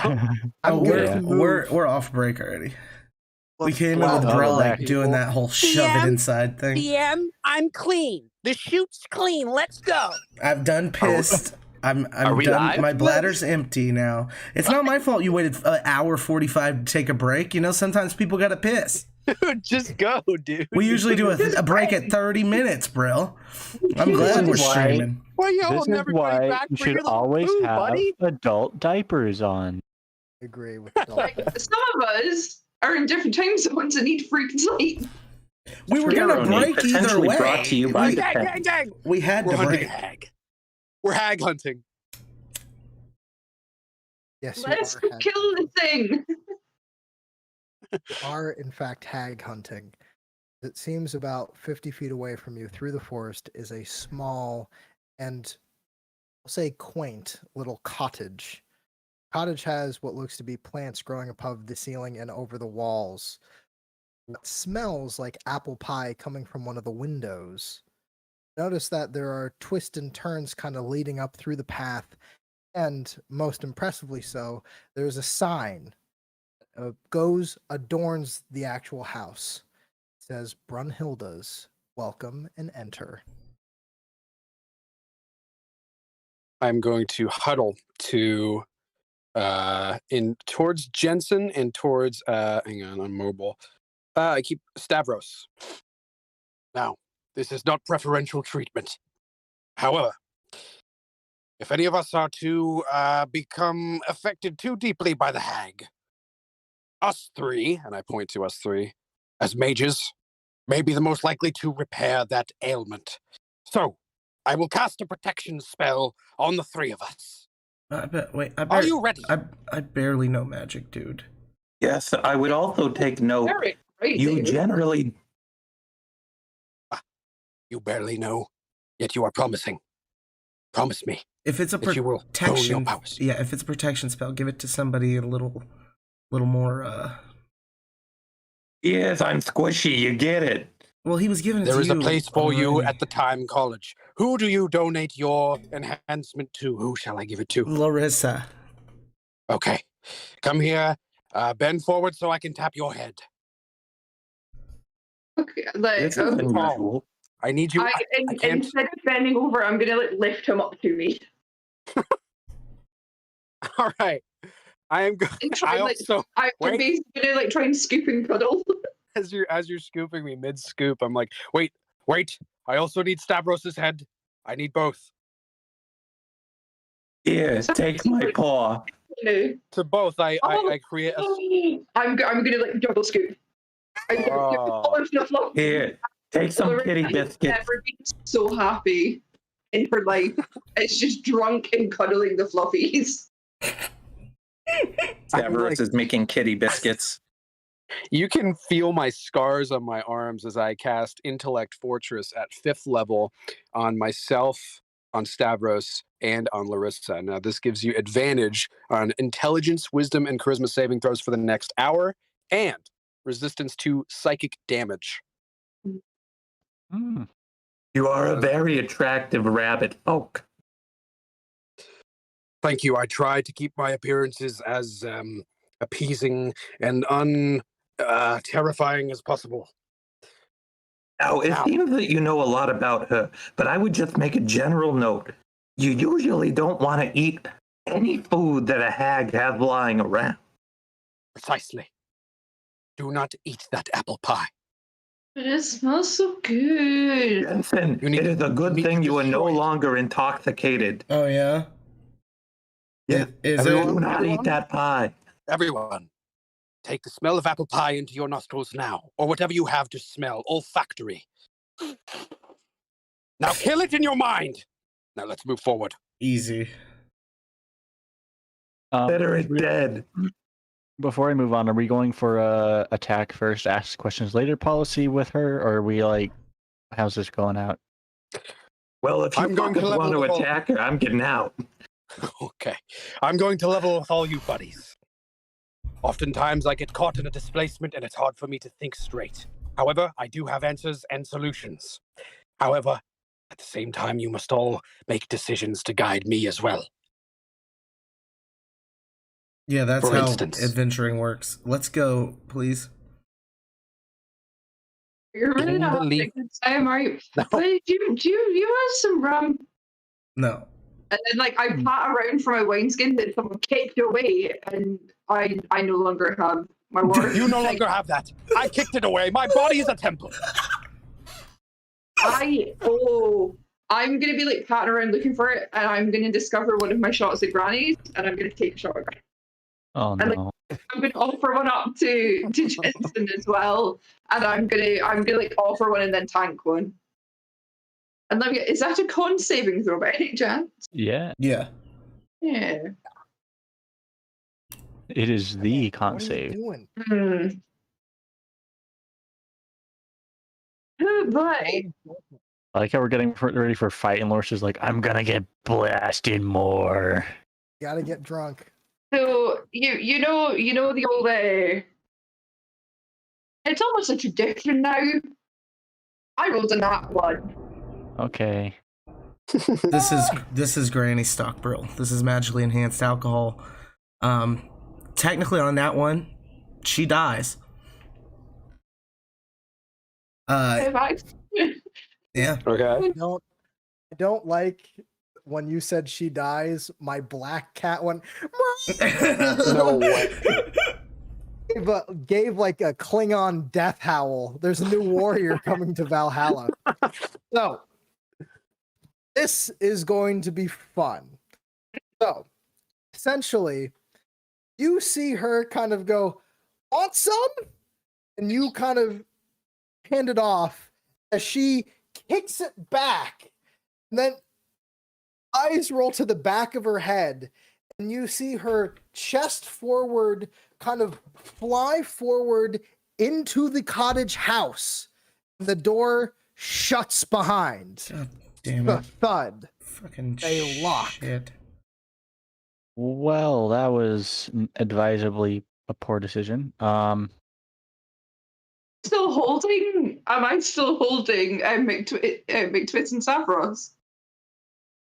I'm going to say that they can, since you kind of just clocked, they fell off of you as you just like, he lifts me up. Like, you completely move forward in space time. You hear from Stavros, "My sweet summer child. It's too soon." We must press forward. She has taken quarter from us. We must move forward into the hut. I already ran forward to the door as she. My scythe is out and I'm ready to go. I'm gonna give myself. Brill, would you say three with birds. blind sense I'm you gonna could give pick a myself a lock whip. like super quick? No, you will have to use a sleight of hand. I've locked picked quite a bit. I don't. I think you would get advantage on it to try to pick the lock. Okay. Just because you would be able to listen better, but I wouldn't say that you could just do it super quickly.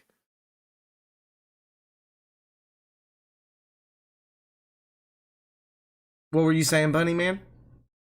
No, dude, just some flavoring. I took 3 steps and then I hopped. That's it.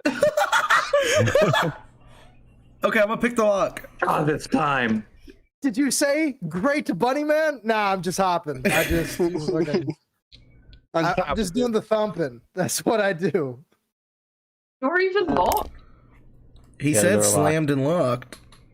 Oh, did you say locked? Okay, sorry. That's a 21. I was too busy just, my whole life flashing before my eyes were good. Oh yeah. Well, I would have laid on hands, though I'm no priest. So you kind of run up and you start fiddling with the lock very quickly. You are able to hear that beautiful click as the door to the cottage opens. The room is dark fundamentally, and basically over the entire kind of cottage, it seems like a nice little living area. You have a pot and stove in the back. You see a beautiful table in front of you. You see off to the side a lovely bookshelf. See, on said table, there is a bottle, and then there is a little glass, and off to the slide, slumped in a chair, is your tiefling friend, who is completely out cold, dead. Oh, Stavros. No hag seems to be inside. Might want to. How about everybody rolls either investigation, insight, or arcana, whatever they so choose. Oh my Uh, one. The dead tiefling doll. Can we assist others in this? I just got a nat 20 on insight. So Okay. total of Then I will 23. go for Arcana. I'm gonna do Okay. investigation. Ooh, I got a that's 14. a I have the 7. same mod for everything. 17 on Arcana. 7 for investigation. How about you, Jensen? 14. Okay. So, Jensen and McTwist, both of you are just like, "Oh, a normal cottage. Let's get her, let's get in there." But it is the wise and humble Drogo. Also, Ben, did Ben roll? Or is Ben I rolling did. in chat? Yeah. I rolled a 7, like total of 17 on investigation. You been rolling in chat this whole time? No. I rolled the Okay, D100s. Oh. I just didn't know if you rolled a 17. Okay, I was just trying to sure I wasn't giving anybody focus. So with that, so Drogar, Hyungar, is it Hyungar? The extra Hrungnir. R behind the H is really throwing me Hunger. off. Hunger. And our lovely cat little boy, cat daddy, basically look about this place and realize that on your insight on that 20, Drogar, that this place is clearly some kind of trap. Absolutely 100%.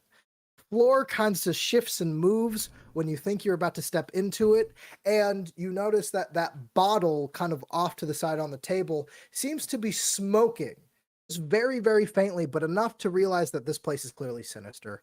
On your actual investigation, oh big old Goliath, you realize that not only has she have been moved as though dragged to said chair and just plopped there very unceremoniously, but on top of that, there seems to be a strange scent of apple pie that is filling your nostrils to an extreme type. And for the Arcana checked, you notice that not only does this place have a radiance of transmutation magic, but also there seems to be on the spines of every book histories about the rest of the Fey world. Things about satyrs, things about hags, things about pixies.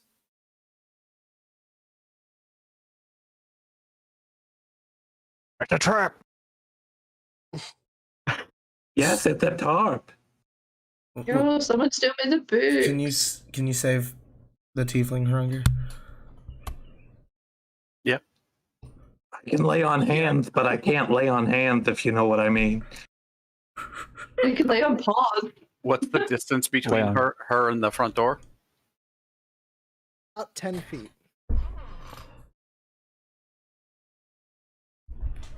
I'll cast a healing word from distance. You okay? Hey, feel better. Feel better over there. Do well. The room is scary. 6 Do points. so. 6 points of healing. You are back up on 6. Okay.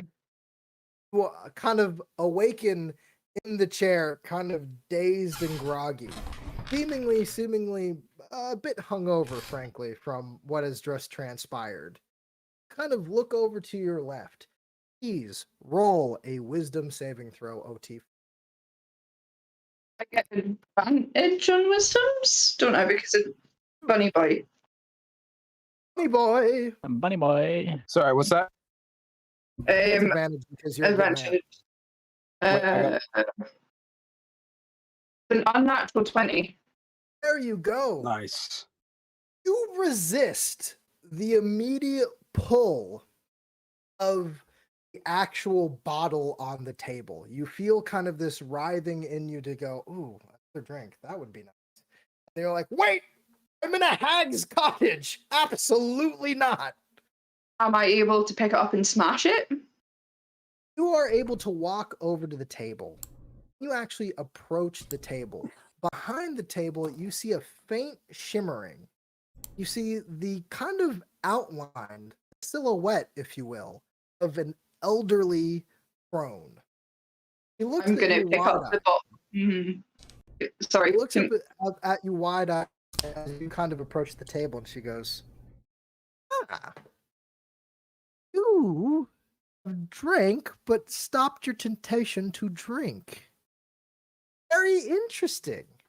You can invite your friends inside if they wish to come." Can we see this person? Do not.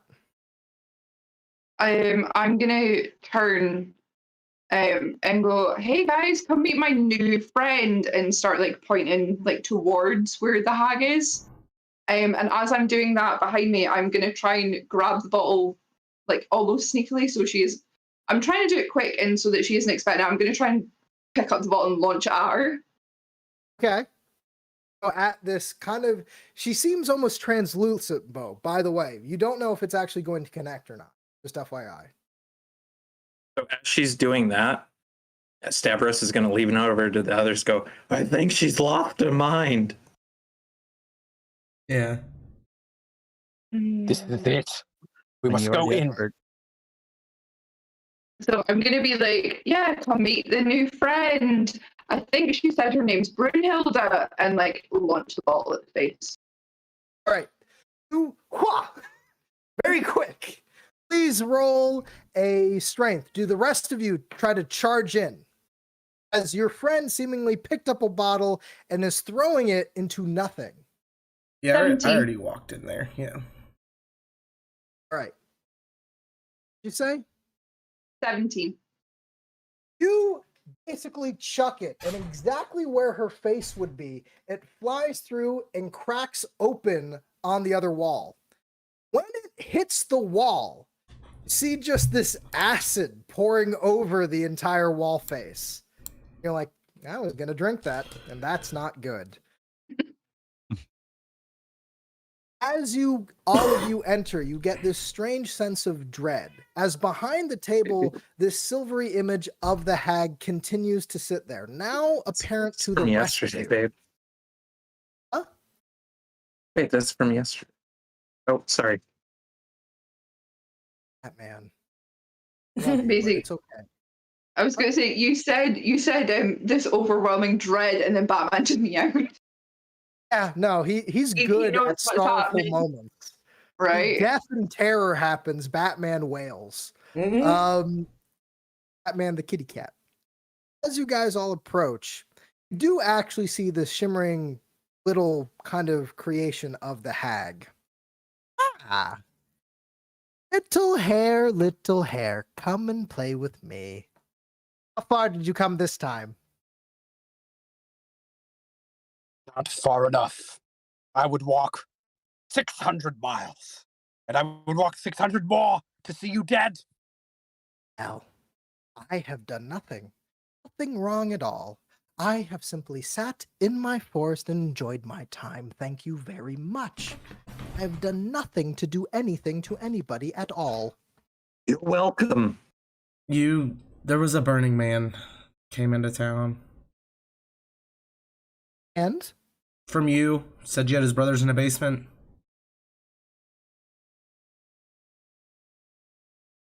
I don't remember She him. lies when she shrugs. Hush, little rabbit, I'm talking to everybody else. Do not trust her words. I am here only to make deals and prophecies. I see all. I know all. Insight on her? To help. Insight on her. Does it seem like she's just like full of shit? Roll insight.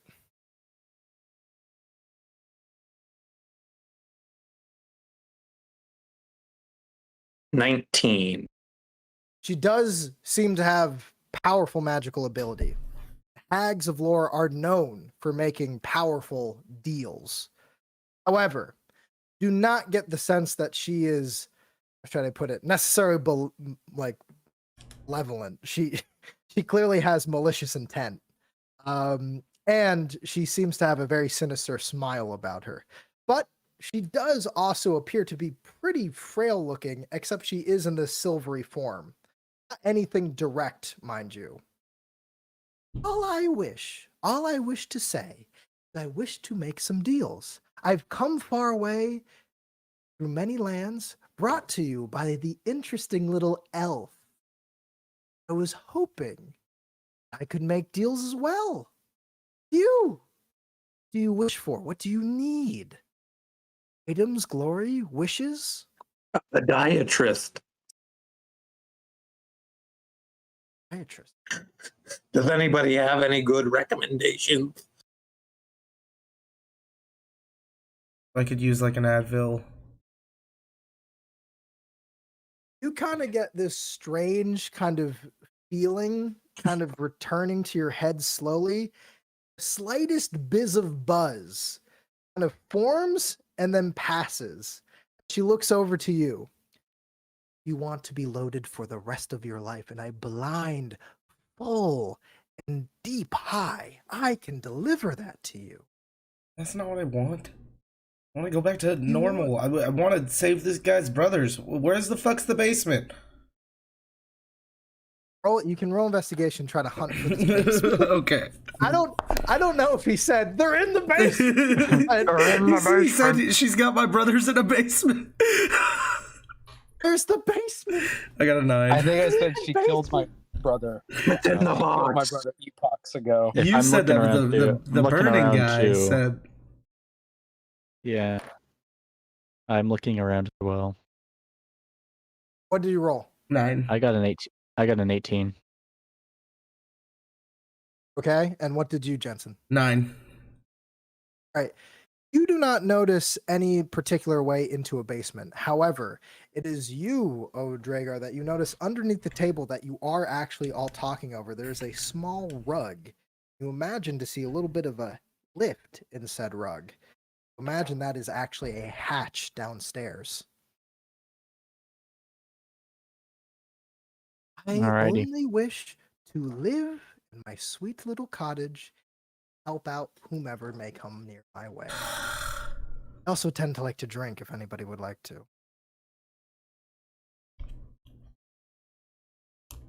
I have a wager for you. Listening.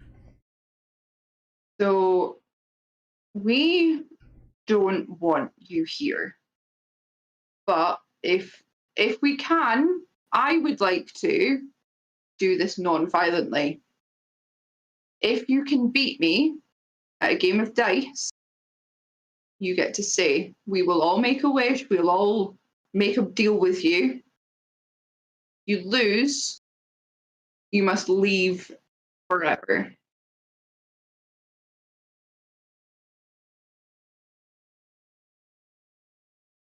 I like games. Whose dice do we use? Mine or yours? I've got some ready to go, and I pull out my. I'm gonna pull out my my dice set. Why don't we leave it to a group decision? And I'm gonna put mine on the desk, and hope to God, I'm just gonna put my dice set on the table.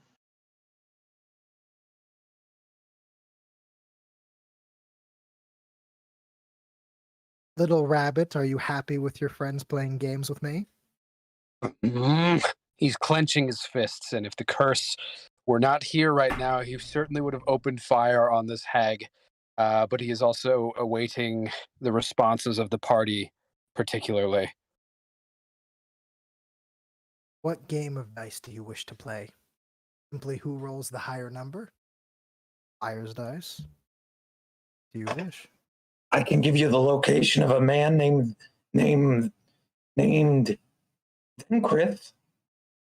If you can remove the Chris from my bunny friend. Well, Unfortunately, that curse is from one of my sisters, and I'm not going to take that off this little rabbit no matter what. But I can tell you this. Zenchrist is quite the interesting character. Dumb.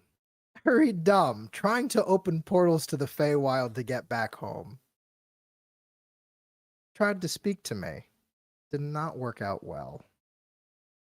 Yeah, he's a kind of an idiot. If he would just ask Chidith, can I go home? He'd be like, yeah, dude. He'd burp first, probably. He'd definitely first. He'd probably say, fuck it, go ahead. Well, you see, hubris and interest are two things that mainly drive the common elf, unfortunately. Either or, shall we play? I'm Be gonna the game. Musical chairs? If you Can win, I will give you 2 folk you seek. And I will leave this forest for a time. But if I win, I get to deal with each of you. How long is a time? What's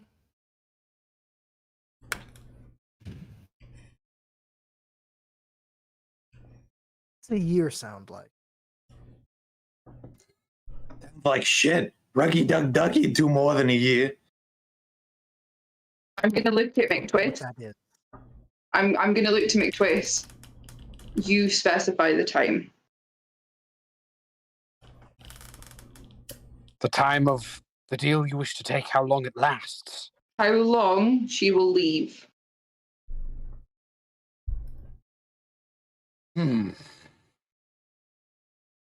She will leave this domain for a year.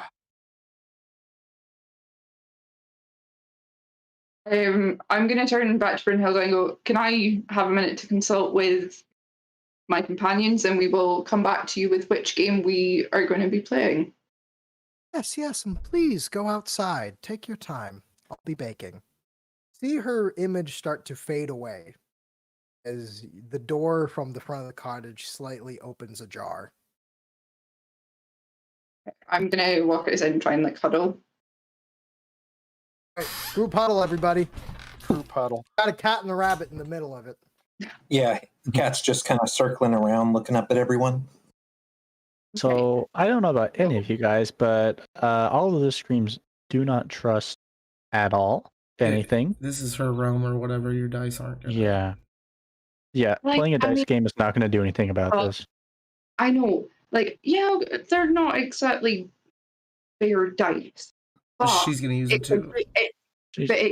But they're in my favor. It can be a good distraction if someone wants to try and get a hit in, and that way, if it does go badly, we're just gonna fuck her up anyway. You already tried to hit her; it just went right through her. Yeah. So about that, she's gonna have to be solid to pick up the dice and use them. about that, She's gonna have to take a form. are we sure that that's not just an illusion that she's projecting? And furthermore, fuck you all. If I get hit once, I'm going bye-bye. Said the cat. Not and then I'm going to go leave and run off. It's like, I'm going to be dead. Like, this already happened, and I got brought back. And this is a very complicated time for me. Now I'm a cat with a fluffy tail. Just asking you to think about the repercussions of your actions. Why do you keep looking at the floor? Drogar, why do you keep looking at the floor? What was that? Why do you keep looking at the floor?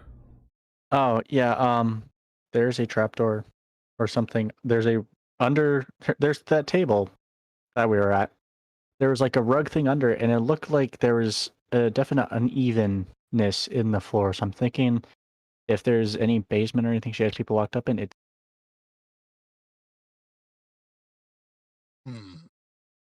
Out of curiosity, since we left those leaves, how long has it been? It has probably been around 20 minutes. Cool.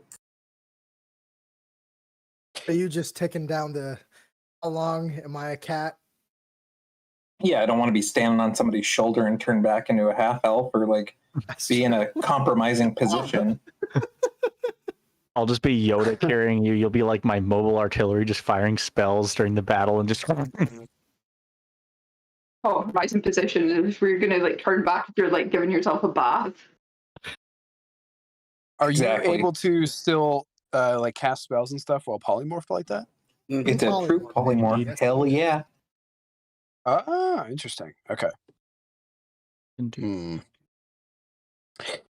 Normally, playing by a hag's game is a terrible idea. However, there exist possibilities playing a hag's game that you might win and thus end up with a better deal. However, I prefer to paint the walls hag-colored. However, I cannot, and I must rely on 1, 2, 3, 4, the 5 of you. Can you get it's well when she picks up the dice, will she really have to be here? Like, can we actually hit her at that point? The real question that I have with this is how do we know that this is going to be fair, for lack of a better term? Even if she is not able to physically pick up the dice because it's through another form, if she's playing the game, how do we know she's not magicking them to throw you out? Oh, I doubt that she will be playing. We're not worried about the results of the game. We're trying to. We're not actually like. Well, if she holds persons all of us while she's playing the little game and decides, oh, fuck you all, you're just standing there being held persons while I'm playing this game that I agreed to, then we're in trouble. You're a cat. You're good, man. Like this game isn't a game. We're not playing. I'm not actually gonna be playing for in the Feywild. In the Feywild, agreements, even verbal ones, have consequences. So if you say you're playing a game, god damn it, you're going to end up playing that game. So, but if I roll the dice, that's me playing the game. That doesn't mean that she gets to play as well. It's fine. If we roll the dice can be used as a distraction. I roll the dice and then someone punches her, someone hits her. You guys make a decision. I'm going to bathe myself. Oh, Lord of Rabbits. Do me a hot favor and give me a quick nature check on hags. I'll add advantage. Hag hunting expert. Yeah. Give me a second here. Roll that sucker. 14. Oh, baby, that's a crit. 21. So, your plan from this, at least as far as you can tell, is A, you get her to agree to a game, and you say, I will make a deal on this game. She will actually have to take form to play said game, or at least be there physically. Now, the issue with that is that the game, at least by the rules of the Feywild, will have to be completed, whatever that outcome may or may not be.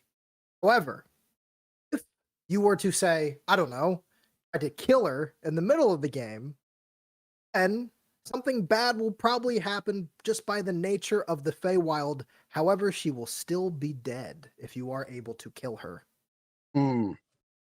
All right, I am going to relay these details to the party, in particular to highlight to Larissa the dangers of this and also the possible benefits of locking through a full deal. And if you win the game, there could be a benefit for you there. But yeah, also those very clear boundaries that the game has to be completed first and then we can kill her or something like that. Otherwise, very bad things will happen. If that's the case, don't use trick dice. We're going to attack her anyway. Just play the game with regular dice. If the whole game is going to be who rolls the higher number, it takes one dice roll from each of us and then the game is finished. We don't need to go through with, like, can we get away with not, like, the game will be done, but the payment won't be? No, I pick don't a longer game. Can I recall deep in the annals of my mind history playing a crooked game of dice against a hag, does that seem plausible? Because to me, it does currently. Yes. No, there Yeah. is. You can either try to trick the hag, because the hag is most likely going to try to trick you. Right. And moreover, you finish the game and you win, a hag will keep her end of the bargain. She wins, she will definitely keep her end of the bargain. You guys could absolutely make deals and then try to kill her.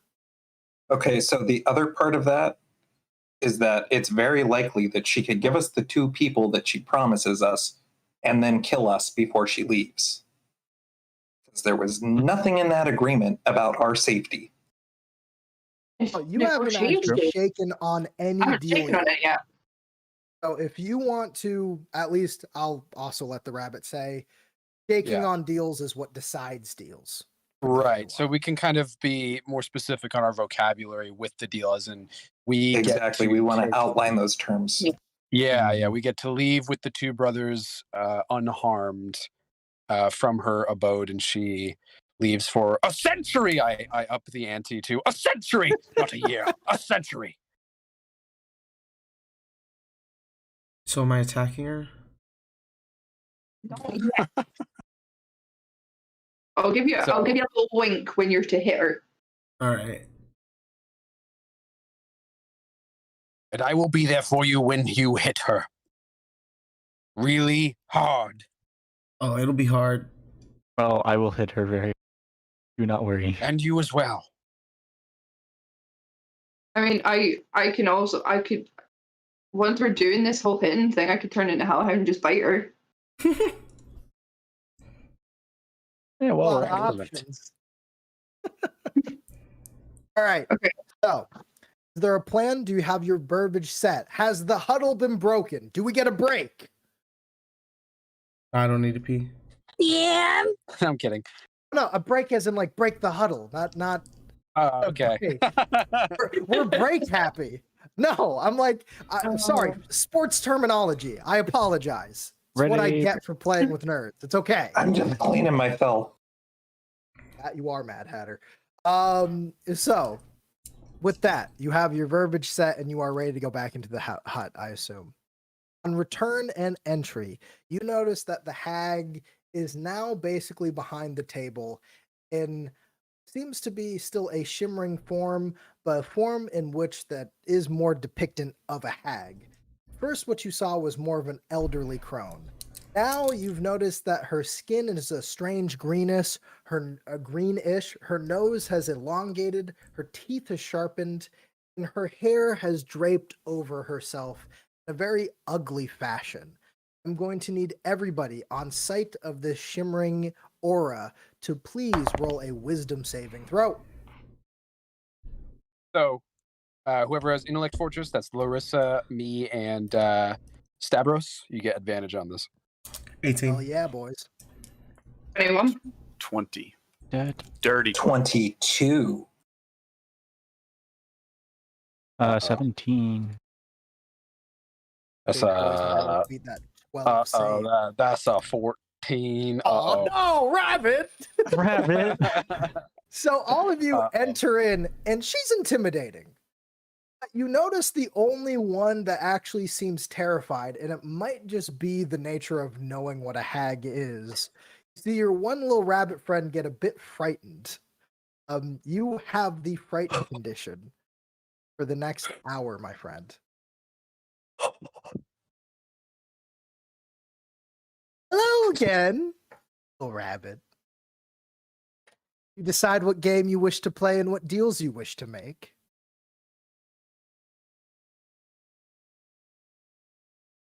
Yeah. I'm going to keep my eye contact away from this hag staring at the floor, eyeing the ground, and sort of stay behind the party at this point and wait for the decrees, the agreement to be vocalized by whoever chooses to do it. What is the agreement? Where's our deal and what is our game? So the agreement is that if we win the game, you will leave here for a century. We said a year. And we will get to leave here unharmed with any prisoners, any and all prisoners that you currently have in your in this domain. 50% prisoners. All prisoners, and only 50 years gone. 50 years gone. And all prisoners, and our safety. And little rabbit. And the rabbit. We'll do 30 years. The rabbit is with us. I'll do the what? rabbit is part of us. The rabbit is part of our party. We all get to leave here with all of our prisoners unharmed. His curse removed.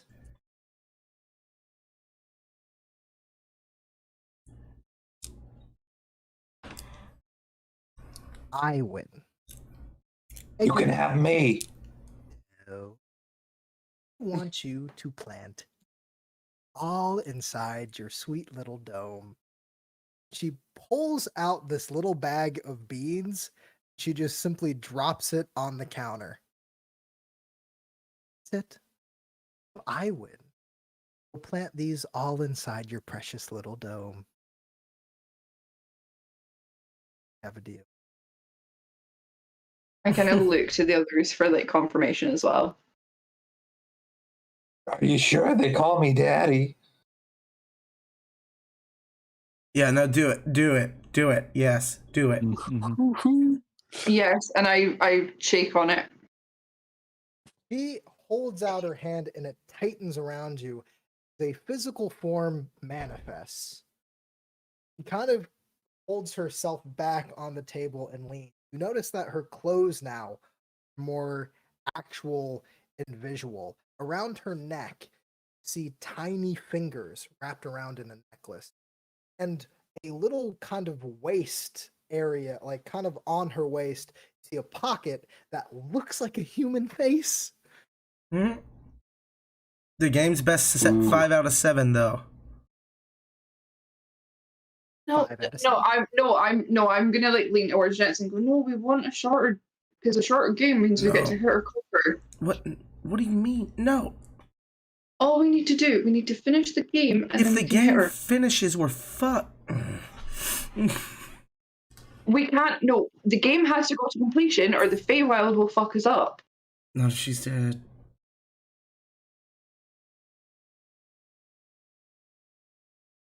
These are the trappings of the hags. Above table, that is what was said. Like what was actually said is that if we don't complete the game, we can complete the game, but not the payment, and be fine. Right. So essentially, no. Essentially, what it is if in the middle of the game, fuck over the hag or try to attack her, and there is going to be consequences from the Feywild. But at the end, you try to betray her, and if the game is finished, and even if you cheat, then she will probably hold to her word, and she will expect you to hold to yours. Now, if you don't, and you just try to attack her, might be consequences from hags or other Fey. But as far as you know, it's very vague and very chaotic for the actual law of the Feywild. I'm just saying. Deals are good until they're broken because they're chaotic little buggers. Either way, we're breaking the deal because the payment will never be complete. You know, if a hag loses, she will go with what she said. Right. I mean, in that case, but if you lose, we're breaking the deal anyway. If I lose, then we'll deal with it. Is that? I don't think I'm going to lose. That's fine. Yeah, just straight roll. Go for it. Yeah. So just dice against dice. Hell yeah. Okay. So I'm gonna obviously pull out my lovely little dice set that is it looks quite worn. It's been with me since I can remember. And it is loaded for with an infernal code word. So you know, like when you like shake dice and like you go to like kiss it for luck, I'm basically just gonna like whisper in Infernal, and it's gonna give me a load of dice. All right. Ooh. Roll 2d6s, as I will do the same. Okay. Let's go. That's a 6 Ooh. and a 5. Ooh. So you are going to roll and then cover it. And Okay. your roll altogether told is going to be a whopping 11. Mm-hmm. She rolls and she covers it as well. You see her start to look deep into your eyes, and you notice that she has a little forked tongue. Kind of gets out a little bit. You please roll an intelligence saving throw. Mm-hmm. Have Advantage. Yeah, that little rabbit. Oh God. That is 16. Did any of us recognize her? This is a something outside of the purview of the game. Did any of us recognize that? Yeah. Roll insight. Oh, I'm looking around the room. I don't see anything. I mean, if I'm looking at 19. Total 16. of 4. Was that a 19? Yes. Yes. You got a 19. It's hard to actually tell if the hag is actually trying to cast a spell or is just naturally trying to intimidate your partner. I think just by being a hag, there is seemingly some kind of arcane property to it. And you see your friend's hand tense, and you have the strange feeling to shake your hand around, to essentially destroy your roll. However, you hold strong with the power of the actual friend, the rabbit, and she kind of gets like a little bit annoyed as you both lift. You, with your 11, her 3. And she kind of goes, damn it, damn it, damn it, damn it, damn it, damn it. Fine. Fine. Notice that her eyes kind of light up with fire a little bit as she turns. Fine. My sisters will be after you. I curse you the next 200 years on this plane. My sisters will find you. That sounds like a harmful consequence, and we agreed to no harm will befall us. I will not harm you, no. Talk to my sisters any day. Sounds like you're breaking. Sounds like you're breaking the code of the Feywild to me. Performing a curse in and of itself is a harmful action. Act of aggression. It's more of a promise. No. You see her kind of scrunch up. She pops into bubbles. Just pop, pop, pop, pop, pop. And you notice that the actual cabin around you pops, pop, pop, pop, pops as everything floats upwards. You notice that the strange kind of lining of the trees, you notice that the actual kind of vibe of dread seems to lift and pass. And you are kind of standing towards the edge of the forest once more. As you look to your left and you look to your right, as what emerges is close to about 150 people, kind of naked and afraid, walking out. Most of them have lashes, and a good portion of them are rabbit folk, kind of holding each other and kind of looking wildly around. All right. Hello, my naked and afraid friends. Follow me. We're going to society.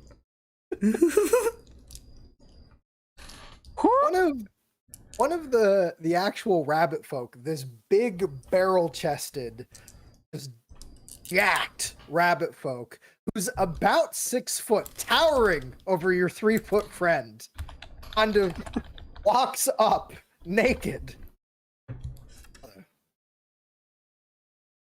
Brunhilde dead. She is not dead. However, given that I could not kill her, this is a step forward. We will find the sister that has cursed me. We will kill her, and then we'll move on to Brunhilde.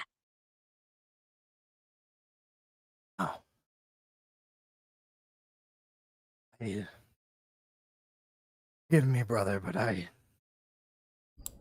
do not wish to hunt the hags. I wish to stay. I feel like we could build a small life here amongst these wood. Time being. You stay, brother, or will you go?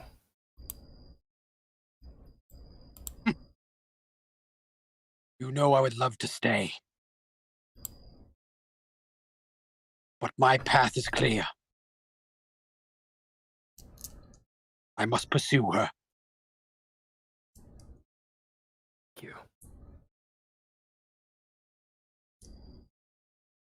One of the actual kind of common folk, little girl, has kind of covered herself up as best that she can, kind of approaches, drops in front of you, tiefling, bag of 4 beans the hag wanted you to plant inside the dome. Kind of plops it there and she goes, "This is the only thing that remained in there. Know if you want it." Don't worry, guys. I can cast some fire spells and burn the shit out of them.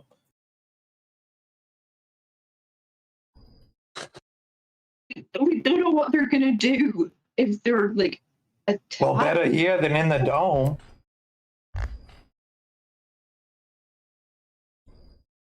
I mean, we could just hold on to them. They might come in handy later.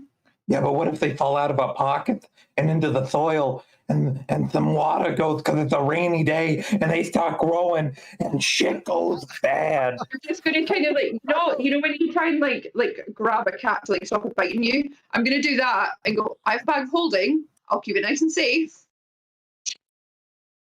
How about both you mages cast or roll Arcana for me?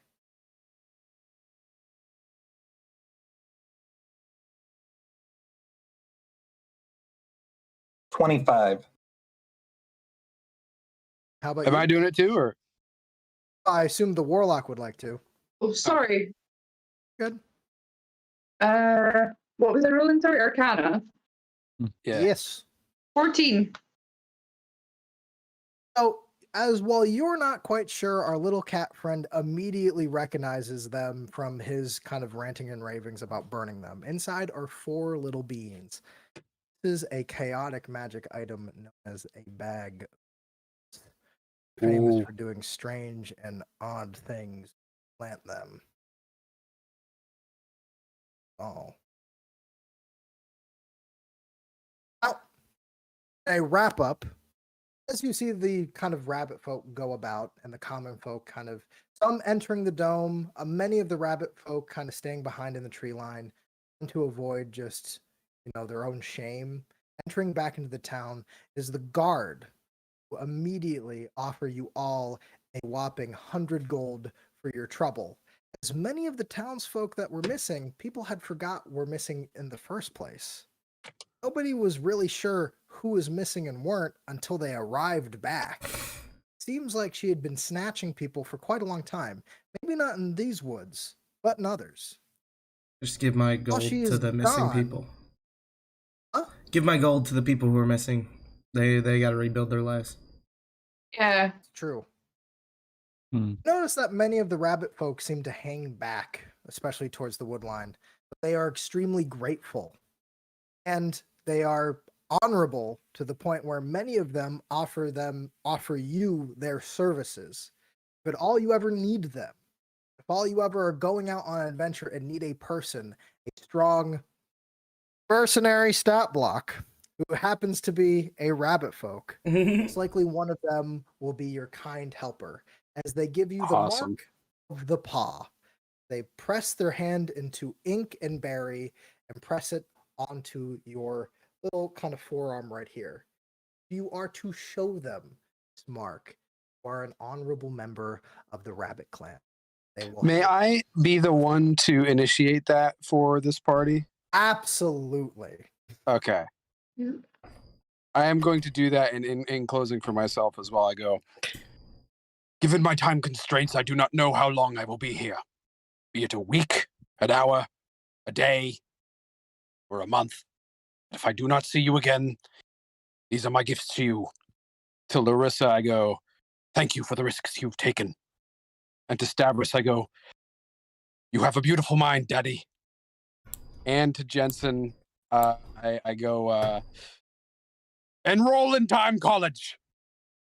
And then I just go off about the time crimes of Brunhilde and how I have to chase her down. Stavros is actually going to respond. Mr. McTwist, it seems you've dealt with a great many woe. You've been alone for far too long. It would be an honor to travel alongside you and aid you in your battle.